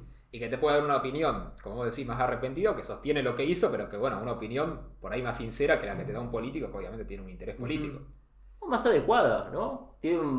Reconoce que matar gente está mal, ¿no? Me parece mínimamente un poco más adecuado reconocer que matar gente está mal y que haber matado gente también estuvo mal y Ujú. que las víctimas primero merecen ser reconocidas, que los parientes merecen también su reconocimiento y merecen una especie de perdón o algo mínimo, ¿no? Sí, sí. Porque que yo recuerde, si vos te subís, por ejemplo, acá en la ciudad de Buenos Aires, al subte, si llegás a la estación Entre Ríos, ¿no? Que se llama Entre Ríos-Rodolfo Walsh, Sí, sí. ¿sí? Como honores que le dan a Rodolfo Walsh, cuando en realidad Rodolfo Walsh organizó unos cuantos atentados, ¿no? Y mató unas cuantas personas, ¿no? Y acá, ¿qué pasa? Que oficialmente le ponemos el nombre de una estación de tren de un Claro. tipo que mató gente, ¿no? Porque Claro. creo que es algo básico, universal. Yo creo que hay que tener ciertos valores que son universales. Matar me parece que es algo que está mal. Entonces, Sí, eso sí. debe ser prohibido y evitado Ujú, y reconocido como algo que está mal ujú. para cualquier sociedad, en cualquier circunstancia, ya sea por alguien que mata desde el Estado, utilizando el Estado como herramienta, como por alguien que se arma por sí mismo con su organización privada y mata gente. Claro. Me parece que, a ver, con esto yo no estoy negando que, que el terrorismo de Estado haya sido más, que haya matado a más gente, que haya torturado a más gente, en número, en nivel, lo que sea. Yo Claro. lo que estoy diciendo es que matar está mal. Sí, sí. Y que todas las víctimas, o sea, la responsabilidad es individual y todas las víctimas merecen su reconocimiento. Claro. Bueno, y acá está el tema de que yo creo que esta cuestión que vos decís, no sé si es algo que está tan claro en la sociedad o en algunos sectores de la sociedad. Por ejemplo, se me viene a la cabeza una entrevista, no sé si era una entrevista o un debate que tuvo Gabriel Solano en la televisión hace unos años, que también lo voy a poner de fuente, si lo encuentro lo puedo estar pasando acá ahora. Sí. Y luego cuando fue golpe militar argentino, seamos claros, el ERP no existía prácticamente más, los montoneros tampoco, Gabriel, y el golpe diputado, se hizo contra los trabajadores para usted poner argentinos. una bomba no es un delito de lesa humanidad. Poner una bomba en un colegio, en un cine. Depende de quién la ponga. Poner Y lo dice una bomba fuerza política. en No, un lógico. edificio y Qué matar a bueno, qué otros. bueno, qué bueno que ¿Se puede diferencias. se puede entender ¿Vos a te la das gente? cuenta la El Partido perversidad de este Obrero- concepto? No, el Partido Depende quién Obrero- ponga la bomba, si paga o no por el pero no lo crimen. digo yo, lo dice la Corte Suprema Argentina. Que bueno, Gabriel Solano decía que le preguntaban si poner una bomba en una escuela era un delito o no. Y Gabriel Solano decía, bueno, depende de quién lo haga. Sí. Que es como esta cuestión de que sí, de que el fin justifica los medios, entonces si eran revolucionarios, entonces no era un delito, era, no sé bien qué era, no era justicia justificado. revolucionaria. Claro. Está justificado, no hay valores. Esto, a ver, Ujú. necesita un debate filosófico por parte nuestra de que el progresismo es relativista en estas cuestiones. Sí, sí. Que analiza las cosas dentro de la dinámica de poder, ¿no? Como el Estado era más poderoso, por lo tanto es más malo.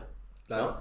Y no hace un análisis en cuanto a valores, en cuanto a algo que intrínsecamente está mal. Claro. Lo Bueno, que es una porque- visión más conservadora. Porque también lo que pasa con los organismos de derechos humanos, aunque sean los más ligados al kirchnerismo, es que la interpretación que hace está atravesada por una lectura política y económica.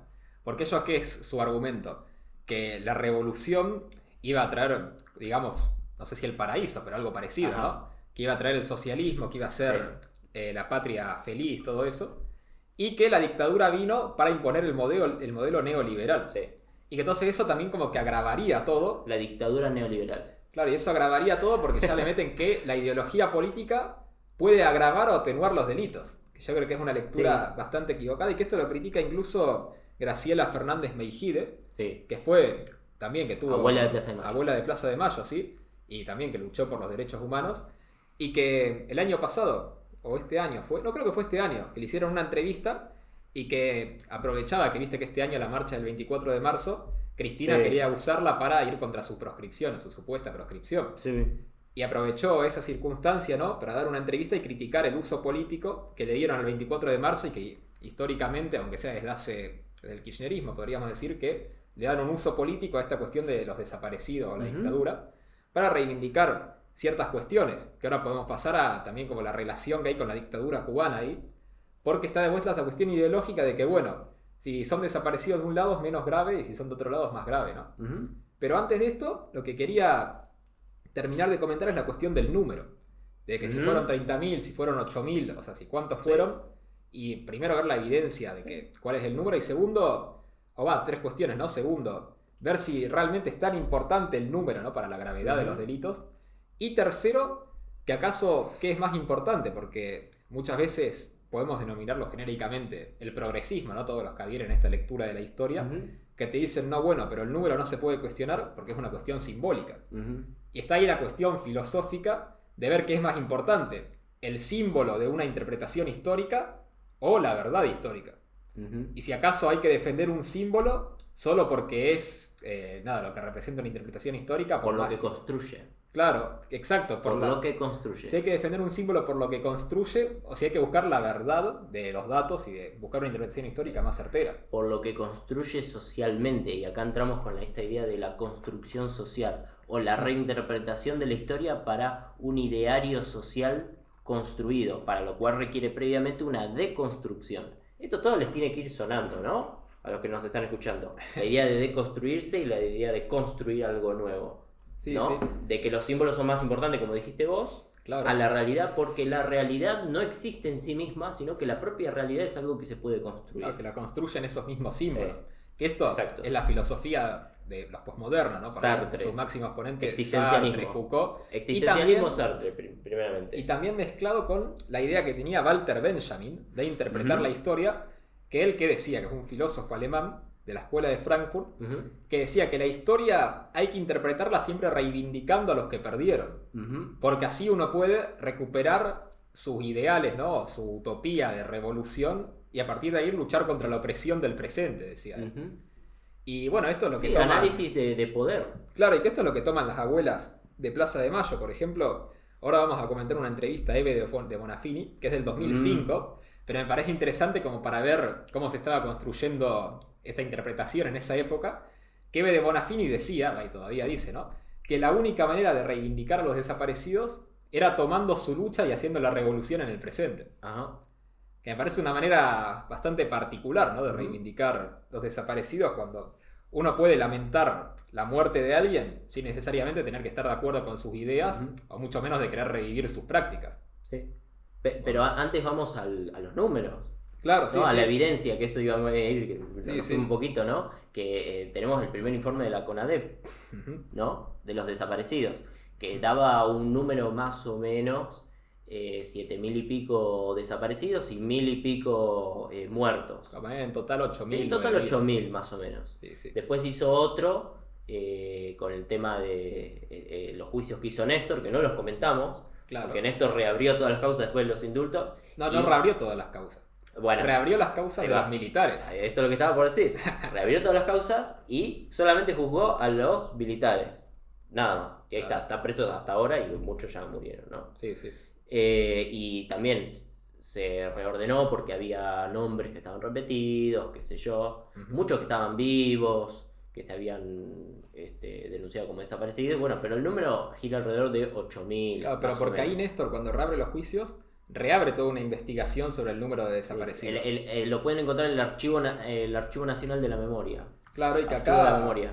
sí podemos ver el número exacto. Si querés seguir hablando, yo Sí. lo voy buscando. Sí, bueno, lo que se hizo fue otra vez un recuento, se jugó solamente a los militares y hubo, ¿no?, como ciertas irregularidades. Por ejemplo, hay nombres que están registrados que si quieren pueden ir al Monumento a la Memoria, que queda en Belgrano, casi Núñez, ahí al lado de Ciudad Universitaria, en zona norte, al lado del río, que hay nombres de desaparecidos o como víctimas de la última dictadura, que eran terroristas que estaban armando una bomba, y les reventó en la mano, en la casa. Bueno, sí, después No. están las irregularidades. Hay sí. toda una Pero acá irregularidad. está, mirá. Pero, sí. La página oficial del Archivo Nacional de la Memoria, que acá dice órgano desconcentrado de la Secretaría de Derechos Humanos del Ministerio de Justicia, creado mediante el decreto 1259 el 16 de diciembre del 2003, firmado por el presidente Néstor Kirchner. O sea, no la ultraderecha, Milei, no, que lo firmó Néstor Kirchner. Y que este organismo descentralizado del Poder Ejecutivo, vos ves acá la lista que la voy a dejar en la descripción, y dice 8.671 personas que están registradas y demostradas como desaparecidos, ¿no? Entonces acá es cierto que no hay ningún documento oficial que diga que los desaparecidos son 30.000, que es interesante esto. Lo que citan algunos es un documento de la inteligencia chilena que le había mandado confidencialmente a Estados Unidos, que según la inteligencia... un espía. Un espía. Que según este espía chileno, para 1978 él estimaba que había unos 20.000 desaparecidos. Sí. Y después hay otro que habla de 15.000. Claro. Esto hay informes, ¿no?, de que Estados Unidos desclasificó también, que hablan de ciertas cifras así. Claro, y que entonces lo que dicen es que si para el 78 había 15.000, 20.000, bueno, 30.000 entonces. Sí. Otra cosa, otro argumento que dicen es que se desaparecieron familias enteras. Por lo tanto, quedó gente que no denunció. Claro. Entonces ese número podría ser 30.000, 50.000 o el que sea, Claro, sí, ¿no? Entonces ahí está el punto. Graciela Meijide, por ejemplo, que es abuela de Plaza de Mayo, te dice: ¿cuánta gente puede haber sido que no denunció que desapareció de forma completa? Claro. Lo sumo, ponele, no sé, esto lo digo yo. Podemos llevar la cifra de 8.000, no sé, a 9.000, a 10.000. Pero de ahí que menos de un tercio fueron los que están contabilizados, y que el resto desapareció todas unas familias completas y conocidos, Claro. y que nadie denunció nada. Claro, es raro. Y porque llevarlo a 30.000 es algo es lo que dice inverosímil. Fernández Meijide, ¿no?, en esta entrevista, que dice, ponele que fueron 10.000 para redondear, ¿no? Sí. Ponele que fueron 10.000, bueno, si realmente es creíble o es verosímil que en una sociedad como la Argentina, de ya 40 años de democracia, y que incluso que se reabrieron los juicios, ¿no?, y con todo, durante el gobierno de Néstor, todo el fervor que hubo por los juicios, ¿viste?, volver a juzgar, si es creíble que si hubo 30.000 desaparecidos, que durante estos 40 años que hay 20.000 que nunca denunció nadie. Sí, más de 20.000. Claro, un poquito más, 22.000 22.000. más o menos. ¿Y qué es eso? Si es creíble que entonces esto sería 2/3 de los desaparecidos, serían Ajá. siempre familias enteras, e incluso con conocidos y amigos que tampoco denunciaron nada. Ajá. Entonces, a mí no me parece muy creíble. Pero el tema es que entonces te vienen con esto, ¿no? De que, bueno, no No se importa agarran tanto... de eso porque la cifra no existe, no sabemos cuál puede ser. Claro, pero No dicen, sabemos. claro, como no se sabe con ciencia cierta, o sea, porque hay 8.671 oficialmente, pero bueno, como pudo haber sido más, y como es un símbolo contra la dictadura, entonces no hay que cuestionar el número. Claro, porque lo importante son los símbolos, ¿no?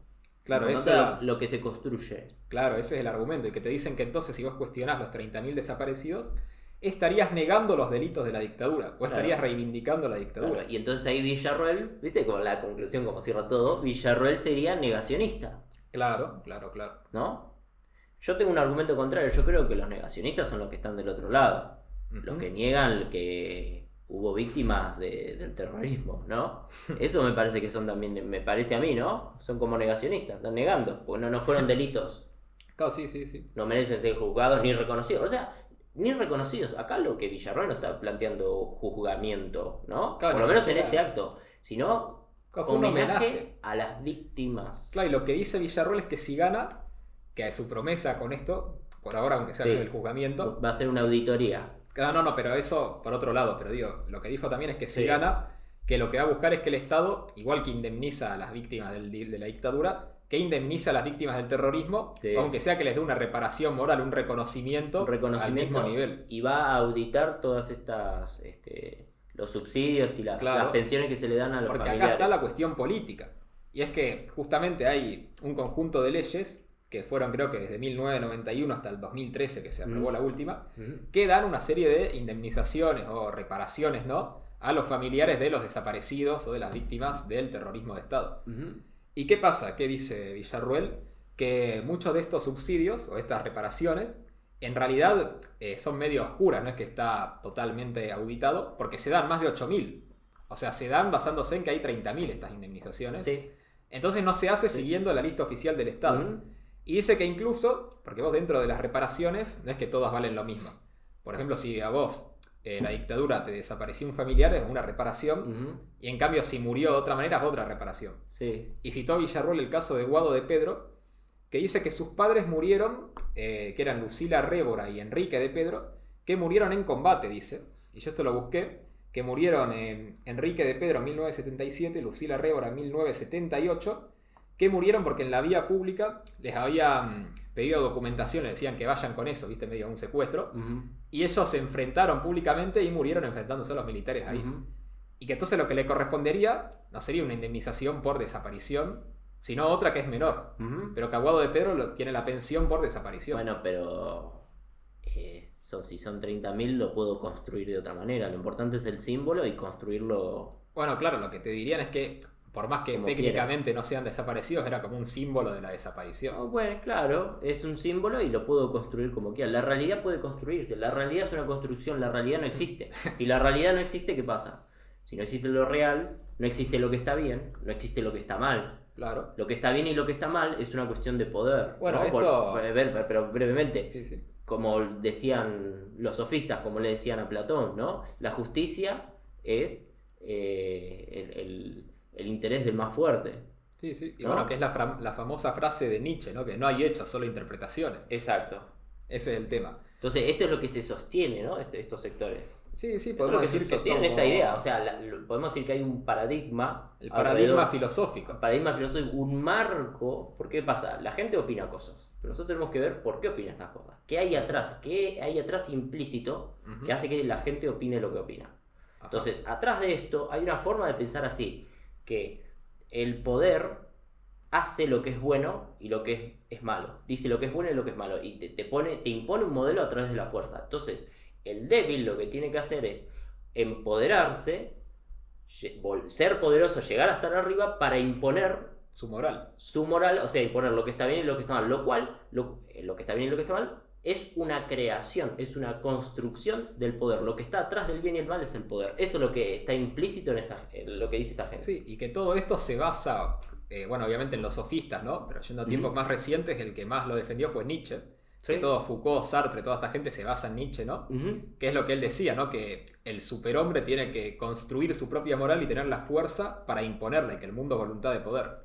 Y ahí tenés, bueno, la genealogía de la moral, ¿no? Más allá del bien y del mal, así habló Zaratustra, todos los distintos libros de Nietzsche que van describiendo esto. Sí, esto no es un invento, ¿no? Esto es algo que fue teorizado. Esto está teorizado Sí. no por un grupito, sino es histórico. No, claro, por distintas personas a lo largo de la historia y que se fueron impregnando en esta cosmovisión de algunos sectores que nosotros decimos que es lo que le da sustento al kirchnerismo. Sí, es una forma de pensar de ciertas personas, podemos decir. Una forma de ver el mundo. Una forma de ver el mundo que podemos decir que es progresista, para nuclearlo todo, Sí, sí. en una bolsa. Para definirlo. Para definirlo, Ujú. es la forma de pensar progresista, ¿no? Porque esto es lo que te detona todas las luchas que hoy sostienen sectores progresistas. Claro. Sí, Es sí. la lógica, o sea, lo que te detona es el accionar lógico, el por qué piensan lo que piensan. Bueno, por estas cosas. Claro, pero incluso tenés contradicciones internas que Sí, yo... bueno, si es lógico, ¿no? Si es, No si digo sí. de la filosofía, digo como de esta cuestión de sostener el simbolismo, ¿no? Porque yo creo que las personas, más allá de esta filosofía, algunas tienen como cierta, por más que suscriban una filosofía, como cierto, no sé si instinto, pero cierto impulso a darse cuenta de que, bueno, vos no podés ignorar completamente la verdad. Ajá. Y que, bueno, te citaba el caso este de Verbitsky, pero por ejemplo está el actual secretario de Derechos Humanos de la Nación, que está actualmente en funciones, que es Horacio Pietragalla, que dio una entrevista, que también la vamos a citar acá abajo en la descripción, que dijo que Villarruel no reivindica la dictadura, lo dijo abiertamente, pero dijo que la relativiza y que entonces eso es una estrategia. O sea, como yendo de vuelta a esta cuestión, ¿no? De que, bueno, si cuestionar los 30.000 es relativizarlo, entonces como es el símbolo, en realidad sería una estrategia para reivindicar la dictadura. Sí, sí. Pero dijo que no puede demostrar que reivindique la dictadura. E incluso dijo que hasta hace muy poco había videos de Villarruel reivindicando la dictadura, pero que no se pueden encontrar porque los borraron de internet. Ajá. Sí, sí, eso Cosa- lo vi. Cosa poco creíble, borrar algo de internet, bastante poco creíble, ¿no? Pero Sí, a ver, yo vi periodistas de A24, incluso de La Nación Más, como, ay, pero, o sea, estás reivindicando la dictadura. Claro. O sea, ay, pero no dijo nada, ¿viste? Por ahí le preguntaban a Marra, pero, a ver, a Marra no, a otro, un militante, ¿no? De la Libertad Avanza. Y Ajá. decía, no, pero yo estuve en el acto y no se reivindicó ningún militar, ninguna muerte, ni nada, ¿no? Claro, Al sí, contrario, sí. un homenaje a las víctimas. Sí, se cuida, Victoria Villarroel se cuida. Y atrás de ella hay intenciones de reivindicar esto. Otra vez esta idea la idea es empoderarse para Claro. cambiar lo que está bien y lo que está mal. Claro, O sí. sea, el progre piensa que el otro piensa como progre, claro, y sí, obvio. ¿no? Ahí está el punto. Claro, sí, piensan que en realidad lo de Villarruel es toda una fachada y que cuando llegue al poder se va a revelar como Claro. que va a empezar a reivindicar a la Que dictadura. en ¿viste? el fondo es mala. Que va a volver a colgar el cuadro de Videla ahí en la Casa Rosada. no sé. En el fondo Villarroel es malvada, ¿no? Ese es el tema. Ese es el- Y también lo que te citan para decir que Villarruel es negacionista es que en el 2003 Villarruel perteneció a una agrupación que era la Fundación de Jóvenes por la Verdad. Ujú. Y que en esa organización ella coordinaba visitas a Videla en la A cárcel. Videla, sí. Y dicen que entonces, que supuestamente, ellos dicen que la única razón era porque seguramente querían formarlos para hacer otra dictadura. Sí, para que sean fachos. Y Villarruel lo que dice es que ella Fachos. dice que esto es cierto, lo reconoce, que organizaba las visitas a Videla, Sí. pero dice que era para hacerle entrevistas en el marco de toda la investigación por que se reabrieron los juicios y para publicar un libro del 2009 Ujú. que publicó que era Los llaman jóvenes idealistas. Ujú. Entonces ella dice que fue para hacerle entrevista y que no es un crimen ir a entrevistar a Videla. Pero acá dicen que sería una prueba de su afinidad con la dictadura y con el negacionismo. Ujú. Entonces ese es el argumento, otro argumento que Sí, dan, sí, ¿no? sí. Y Sí, después, totalmente. no sé si hay muchos más argumentos, creo que ya tocamos todos los argumentos por los que dicen que Villarruel es negacionista, ¿no? Su interpretación histórica de la dictadura. Sí, o por ahí podríamos hablar de Bonafini, esta nota que me habías pasado. Ah, bueno, antes. sí, No sé también si lo de- la querés leer vos o. Sí, o sí, leer una bueno, parte. que en el justamente como parte de toda esta Sí, interpretación. esto es del ¿no? año 2005. Claro, tenemos una nota de el 1 de julio de 2005. Sí, para que vean cómo. Porque ahora ya no se publica tanto así las cosas, ¿no? En aquel momento el pensamiento más de izquierda estaba más fuerte. Hubo un cambio cultural, más que nada a partir de 2015, Claro. que donde Milei tuvo mucho que ver para mí, ¿no? Sí, Pero hubo un cambio, un giro más hacia el conservadurismo, ese llamado giro a la derecha por parte de la sociedad. Pero en 2005 Sí, sí. eran como bastante de izquierda, ¿no? Ah, y claro. había estas notas, ¿no? Claro, y el tema es que, bueno, yo creo que este es un ejemplo no sé, uno de los mejores ejemplos que podemos dar de esta visión, ¿no? De que, bueno, todo es la relación de poder, ¿no? O de que la ideología política puede hacer que un crimen sea mejor o peor. Y esta entrevista que dio Eve de Bonafini, justamente en el 2005, que la dio, si no me equivoco, estaba en Cuba. Bueno, y acá te la presentan, ¿no? Que dice miembro permanente del Comité contra la Tortura de Nueva York, que recibió numerosos premios, como el Premio Educación y Paz de la UNESCO, ¿no? Que acá vemos que toda esta cuestión no es solo de Argentina, sino que en todo el mundo se impuso esta interpretación, podríamos decir. Y fue una entrevista, acá está publicada el 1 de julio del 2005, pero realizada el 4 de junio del 2005, en el marco del Encuentro Internacional contra el Terrorismo por la Verdad y la Justicia, que se realizó en La Habana, Cuba. Y bueno, entonces en esta entrevista le preguntan a Eve de Bonafini por las Damas de Blanco. ¿Quiénes son las Damas de Blanco? Claro, que son la organización de Cuba, que también son esposas, madres, familiares de gente que desapareció el régimen cubano. Sí. Y que otra dictadura. Claro, y que reclaman por la aparición con vida. Bueno, en realidad reclaman más o menos lo mismo que reclamaban las madres y la abuela de Plaza de Mayo en la década de los 80, ¿no? La aparición con vida, ¿no? Que se sepa qué pasó. Y le preguntan a Eve de Bonafini que si le parece bien o le parece legítimo que comparen a las Damas de Blanco con las madres de Plaza de Mayo, ¿no? Y Eve de Bonafini dice que no le parece bien y que le parece un insulto a la comparación, porque estas mujeres defienden el terrorismo de Estados Unidos, que es el país más terrorista del mundo, y de que no se dan cuenta que en realidad la lucha de las madres de Plaza de Mayo simboliza el amor por nuestros hijos desaparecidos en el nombre de la revolución. Entonces ahí vemos cómo se mete la interpretación política en una cuestión que debería ser personal, que es la cuestión del dolor de que se te muera un familiar. Que también creo que acá está implícito esta idea de la izquierda progresista, de que todo es político, ¿no? Lo personal es político. Sí. Entonces, bueno, tu desgracia personal tiene más validez o no dependiendo de tu validez política. Entonces, ¿cuál es el argumento? Que como las Damas de Blanco están en contra del régimen cubano, entonces estarían a favor de Estados Unidos y por lo tanto no tiene validez política para denunciar nada. Ese sería más o menos el argumento, ¿no? Y bueno, durante la entrevista dice que además las Damas de Blanco que es todo mentira y que en realidad están financiadas por el Departamento de Estado norteamericano y que están financiadas para fabricar una oposición en Cuba. Y que en Cuba si no nadie se opondría al régimen porque es uno de los mejores regímenes del mundo. Entonces más o menos esta es la idea, ¿no? Y dice que que en Argentina y en los países de Latinoamérica fue el terrorismo impulsado por Estados Unidos el que asesinó a sus hijos y a todos los distintos guerrilleros. Y bueno, también en este mismo marco, por ejemplo, fue cuando hizo la famosa declaración de que el Papa Juan Pablo II iba a ir al infierno. ¿Por qué? Porque el Papa Juan Pablo II condenaba el comunismo. Sí, bueno, por eso, ¿no? Entonces, es parte de los problemas que tiene ahora el actual Papa, ¿no? Ciertas críticas, ¿no? Que no es un poco condescendiente con ciertos regímenes, ¿no? Claro, sí, ese es el tema. Y bueno, básicamente la entrevista esto la podemos dejar completa, ¿no? Pero Eve de Bonafini dice que defiende la revolución cubana porque representa la esperanza de los hijos desaparecidos. Y es un país donde se distribuye a todos lo poco que tienen. Entonces... Nada, eso, una cuestión política, ¿no? De que incluso la desaparición depende de tu ideología política, vale o no vale. Que es lo que te decía con la entrevista que le hicieron a Solano, ¿no? Que le decía, bueno, poner bombas es un delito, depende de quién la ponga. La pregunta es, ¿cuántos desaparecidos tiene Cuba? Claro, ese es el Cuba tema. Es una dictadura. Sí.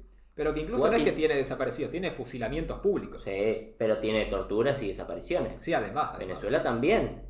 Sí. Venezuela hace tiempo había pasado los 50.000, 100.000, no me acuerdo, según el último informe. Claro. ¿No? El informe que hizo Michelle Bachelet, Venezuela, ¿no? Sí. Pero ¿qué es lo que pasa? Que esos son más muertes y desapariciones que la última dictadura de acá.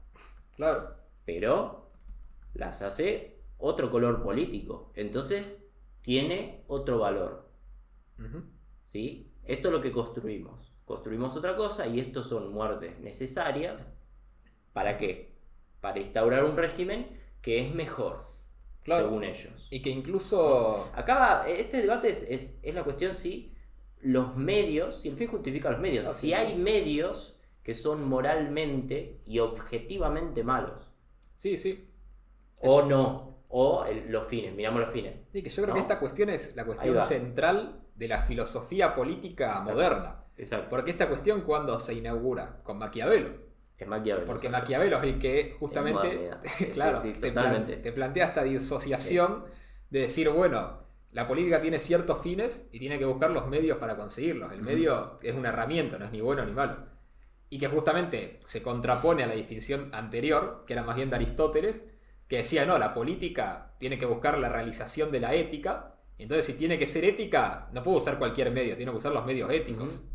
Y ahí está esta diferencia, que también está... Sí, igual Maquiavelo todavía era un poco, comparado con Hobbes, Claro, bueno. era un poco moralista, Es que porque ya- decía que eso no es política, eso es filosofía moral. La política es otra cosa. Claro. La política lo que busca es ver la realidad efectiva de las cosas.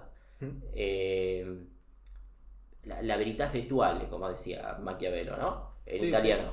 Es ver lo que hay ahora, por eso se dice que es el padre de la ciencia política, porque busca analizar lo que es y no lo que debe ser. Claro. Ahora, ¿que la moral existe? Sí, por supuesto, la moral existe. Después Claro. Hobbes ya se aleja un poco Claro, más. bueno, yo lo que digo es que Maquiavelo es como el primer punto, ¿no? El esa punto de disociación. quiebre, ¿no? Claro. El inicio de la modernidad, por Sí, lo sí. menos en filosofía política. en filosofía política. Teoría política, ¿no? Sí. Bueno, después obviamente Hobbes lo profundiza y se va profundizando más a lo largo de la modernidad hasta llegar a lo que yo creo que es el postulado más radical, La posmodernidad. que es la posmodernidad, que es directamente no. Nietzsche.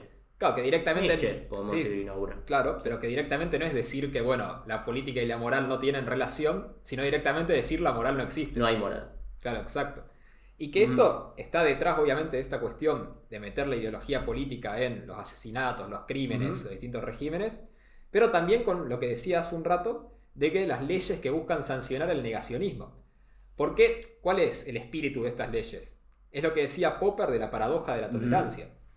Y que yo creo que en esta solución que ofrece Popper a la paradoja, justamente está este problema de los medios y los fines.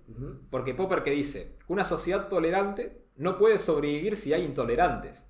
Y que por tanto, para poder preservar una sociedad tolerante, los tolerantes tienen que ser intolerantes con los intolerantes. O sea que los tolerantes tienen que silenciar a los intolerantes. ¿Y cuál es la paradoja? Que en esa solución los tolerantes se estarían convirtiendo en intolerantes. Intolerantes. ¿Pero por qué? En el nombre de la tolerancia, ¿no? Para preservar la sociedad de los tolerantes. Ese es el tema. Y que yo creo que el error que tiene Popper es justamente esta influencia de Maquiavelo, de Hobbes, de separar los fines y los medios. Porque si uno plantea una unidad entre medios y fines, nunca puede plantear que la solución a la intolerancia sea la intolerancia. Uno lo que tendría que plantear, si realmente defiende la sociedad de los tolerantes, es decir, bueno, en esta sociedad los intolerantes pueden existir y vamos a seguir siendo una sociedad tolerante porque vamos a sobrevivir incluso con estos intolerantes y usando nuestros medios pacíficos los vamos a convencer de que somos mejores. Los medios son parte de los fines. Claro, ¿no? Los medios son parte de los medios fines. son parte de los fines, exactamente. Que en realidad eso sería, que la sociedad tolerante en realidad es eso, una sociedad que te plantea los medios pacíficos como un fin en sí mismo. Y que por eso a mí me parece mal estas leyes contra el negacionismo, ¿no? E incluso las leyes contra el nazismo en Alemania, porque en el fondo le están dando la razón a Hitler. Están diciendo, si vos no silenciás a ciertos grupos, no podés tener una sociedad que funcione. Y si vos planteás una sociedad realmente tolerante, tendrías que decir, incluso aunque en Alemania haya nazis, pacíficamente les vamos a mostrar que este sistema es mejor. Yo creo que sí, que... Gran cierre. Claro. Gran cierre. Lo vamos a hacer un reel de eso. Sí, sí. Entonces yo creo que ese es el tema de nada, esta contradicción entre la ideología, ¿no? Los medios, los fines. Y que por eso la crítica que le hacemos a esta interpretación, podemos decir progresista, de la dictadura, ¿no? Y de la historia, y de tener los 30.000 como un símbolo, ¿no? Que no se puede cuestionar justamente porque es un símbolo. De decir, bueno, las víctimas del terrorismo valen menos porque eran víctimas de otro actor. Entonces, dependiendo quién te haga el crimen, vales menos o más. Exactamente. Y que yo creo que sí. Que... La contraposición es la visión más conservadora. Claro, sí, sí. La visión más conservadora que podemos decir que es premoderna. Claro, o sea, tiene elementos premodernos. En un sentido filosófico, ¿no? Sí. Que es la visión... Sí, conservadurismo, hay que explicar, ¿no? Una diferencia entre conservadurismo y conservar lo que hay. Claro. O la ¿no? filosofía conservadora, sí. O conservadurismo Está... como... claro, lo que es la filosofía conservadora. Claro, que está basada en esta distinción de Aristóteles, ¿no? De que la política tiene que estar subordinada a la ética. Contrapuesto a la visión de Maquiavelo o de Hobbes de que no, la ética, bueno, es una herramienta política más. Exacto. Esa es la diferencia fundamental. Pero bueno, el tema es que toda esta cuestión simbólica, además ellos lo ven como si fuera una violencia real. Y por eso también tenemos la reacción que hacen, que en el acto de homenaje, que a Lilia Lemoyne la rociaron con nafta, ¿no? Ujú. Que ves cómo ellos dicen hay una violencia simbólica, entonces reaccionan con una violencia real, que es rociar a alguien con nafta, y que yo creo que su intención era prenderla a fuego. Porque la policía los detiene e incauta a los 2 manifestantes que le rociaron a Lilia Lemoyne con nafta, y ve que tenían 2 bombas molotov. Ujú. Entonces, bueno, está esa cuestión. Yo esto, ya que está, lo quiero brevemente poner en el ámbito psicológico, ¿no? Ujú. Para que no quede poner en el ámbito filosófico. Ujú. Imaginemos, ¿no? Un golpeador. Un golpeador. Una persona violenta. Ajá. La persona violenta, cuando vos le preguntás, ¿no? ¿Sí? ¿Viste los asesinos? Pero no los asesinos, un asesino serial, alguien que se dedica a eso, sino el violento, ¿no? Ajá. Por ahí el acusado de violencia doméstica, ¿no? Ujú. Cuando vos le preguntás, cuando vos le hurgás, a ver qué es lo que piensa, por qué, todos va a una conclusión: se sienten atacados, se sienten agredidos por la otra persona, ya sea por cuestiones de palabras, de dichos, de actitudes. Sienten, creen y ven que hay una violencia por parte de la otra persona que en realidad no existe, porque no es violencia física lo que es, porque la otra persona dice que no, que sí a algo, y eso ya lo toman como una violencia, lo Claro. toman como que los están atacando. Entonces se sienten atacados, entonces actúan de forma violenta, pero de forma física. Claro, porque ellos dicen que es una reacción. Es una reacción. Entonces esto es un pensamiento similar, Ujú. ¿no?, a lo que sucede a nivel micro, a nivel humano en el ámbito doméstico, y a nivel ideológico en el ámbito público, en cuestiones políticas. Claro. O sea, esta idea de construir, el violento construye que en realidad está siendo atacado y él tiene derecho a defenderse. Construye una realidad en su cabeza. Claro, pero la diferencia es que una persona violenta común, ¿no? Eso se queda en un factor psicológico. Pero la diferencia es que la filosofía más posmoderna, si querés más progresista, además esto lo fundamenta filosóficamente. Sí, porque O sea, tiene que ser a nivel macro. Claro. ¿No? Pero, a ver, para explicar esta reacción que vos dijiste de que la rociaron a la candidata a diputada con nafta, ¿no? Sí, Y que sí. ¿cómo explicás en la cabeza de esta persona que ejerce violencia en el ámbito público? ¿Por qué? Bueno, ahí está. Ujú. Se sienten violentados. Es Claro. la misma lógica del golpeador. Claro, sí, sienten que el acto de homenaje es una violencia contra sus creencias, digamos. Y sobre ellos. Claro, y sobre ellos. Entonces sí, ellos tienen que reaccionar porque es así, no hay otra. Claro, y acá está el tema, que es esta cuestión de politizar cosas que tal vez no deberían ser politizadas, ¿no? Por ahí este perfil psicológico, no sé, habría que ayudarlo, habría que tratarlo, que diferencie la realidad de cómo se siente a veces, pero en vez de eso se politiza y se le empieza a dar un contenido histórico, un contenido político, y eso yo creo que es el error también. Sí, hay mucha gente con ciertos complejos, ¿no? Que se sienten agredidas, ¿no? Ciertos complejos de inferioridad. Como que en el sí. fondo hay una cuestión psicológica que fundamenta, Sí, que le no. da sustento a estas cuestiones No filosóficas. sé si psicológico, yo creo que sí, que es algo que atraviesa igual toda la sociedad hoy en día. Hoy en día Porque- no, a lo largo de la historia. Sí, pero hoy en día no sé si más, Hoy en día más. que es esta cuestión de politizar rasgos personales, Mm, que yo no sé si es positivo, mejor dicho, creo que es negativo. Es negativo, sí. Que, Para mí es negativo. Así que las relaciones personales, los Ujú. rasgos personales, ¿no? Las características de la persona no deberían politizarse. Lo personal es político. Claro, y justamente este es el problema, ¿no? De lo personal es político, pero Ya que lo, es, dijimos algo, lo dijiste recién hace un rato. que es algo que atraviesa incluso a la derecha también, porque la derecha no fue capaz de formular una crítica Ujú. a esto hasta ahora, y que entonces también se fue viendo atravesado por esta cultura. La derecha fue la que hizo el primer golpe de Estado en 1930. Claro. Recordemos, ¿no? Y Sí, en el sí. 43 también. Sí, o sea, sí, sí. esto es algo que no es solamente porque acá, viste, criticamos a los sectores progresistas, pero el problema es la violencia en sí misma. Y volvemos a la cuestión de los medios. Hay medios que son moralmente malos, de manera objetiva. Claro, ¿no? sí, sí. Ya sea de derecha o de izquierda. Claro, el Eso es lo problema, que no estamos es, planteando. el problema no es quién sea violento, el problema es la violencia en sí misma. Porque los medios son parte de los fines. Claro, exactamente, totalmente. Y ahí hay una última cuestión que quería comentar antes de ir cerrando, Sí. que es la cuestión entonces de si un golpe puede ser legítimo o no. Y que yo creo que acá hay que diferenciar dos categorías distintas, que una cosa es la legitimidad de un golpe y otra cosa es la legitimidad del gobierno que se constituyó después del golpe. Porque yo creo que derrocar a un gobierno ilegítimo es algo que todas las teorías políticas lo justificaron, aunque sea la mayoría, ¿no? Sí, loco. Claro, tenés a Locke, ¿no? Que decía, bueno, si el gobierno es tirano, el pueblo tiene derecho a derrocarlo. O bueno, tenés todas las discusiones de la Edad Media, ¿no? Entre si el católico qué tenía que hacer ante un monarca tirano, si tenía que aceptarlo o tenía que derrocarlo. Y que yo creo que sí que puede estar justificado. El tema es derrocar a un gobierno ilegítimo para después, ¿qué gobierno vas a imponer? Esa es la pregunta, ¿no?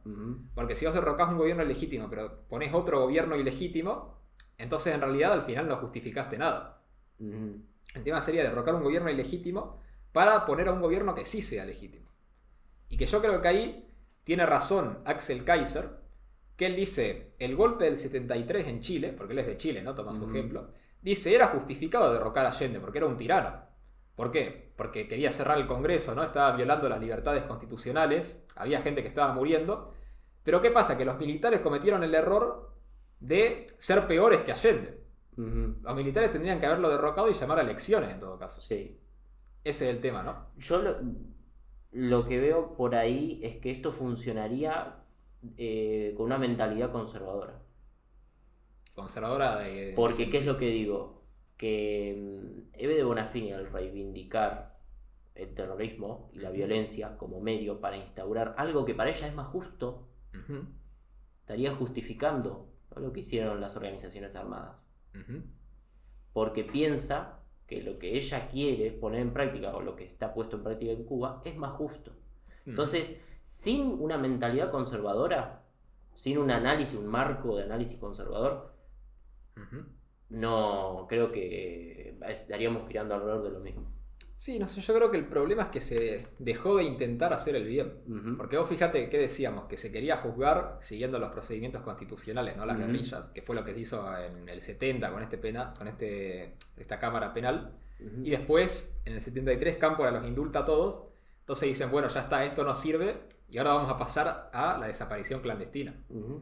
Y justamente si hubieran tenido esta mentalidad, ¿no?, de que los medios son un fin en sí mismo, ¿qué tendrían que haber dicho? Bueno, hay que volver a intentarlo, no importa que haya salido mal. Exactamente. Porque es la única manera de hacerlo. Intentarlo, y es importante también la responsabilidad individual. Claro. También para desarticular, porque pasa si un ideólogo te dice, vamos a secuestrar gente y matarla, pero todos los que tienen que llevarlo a cabo dicen no, porque esto es inmoral.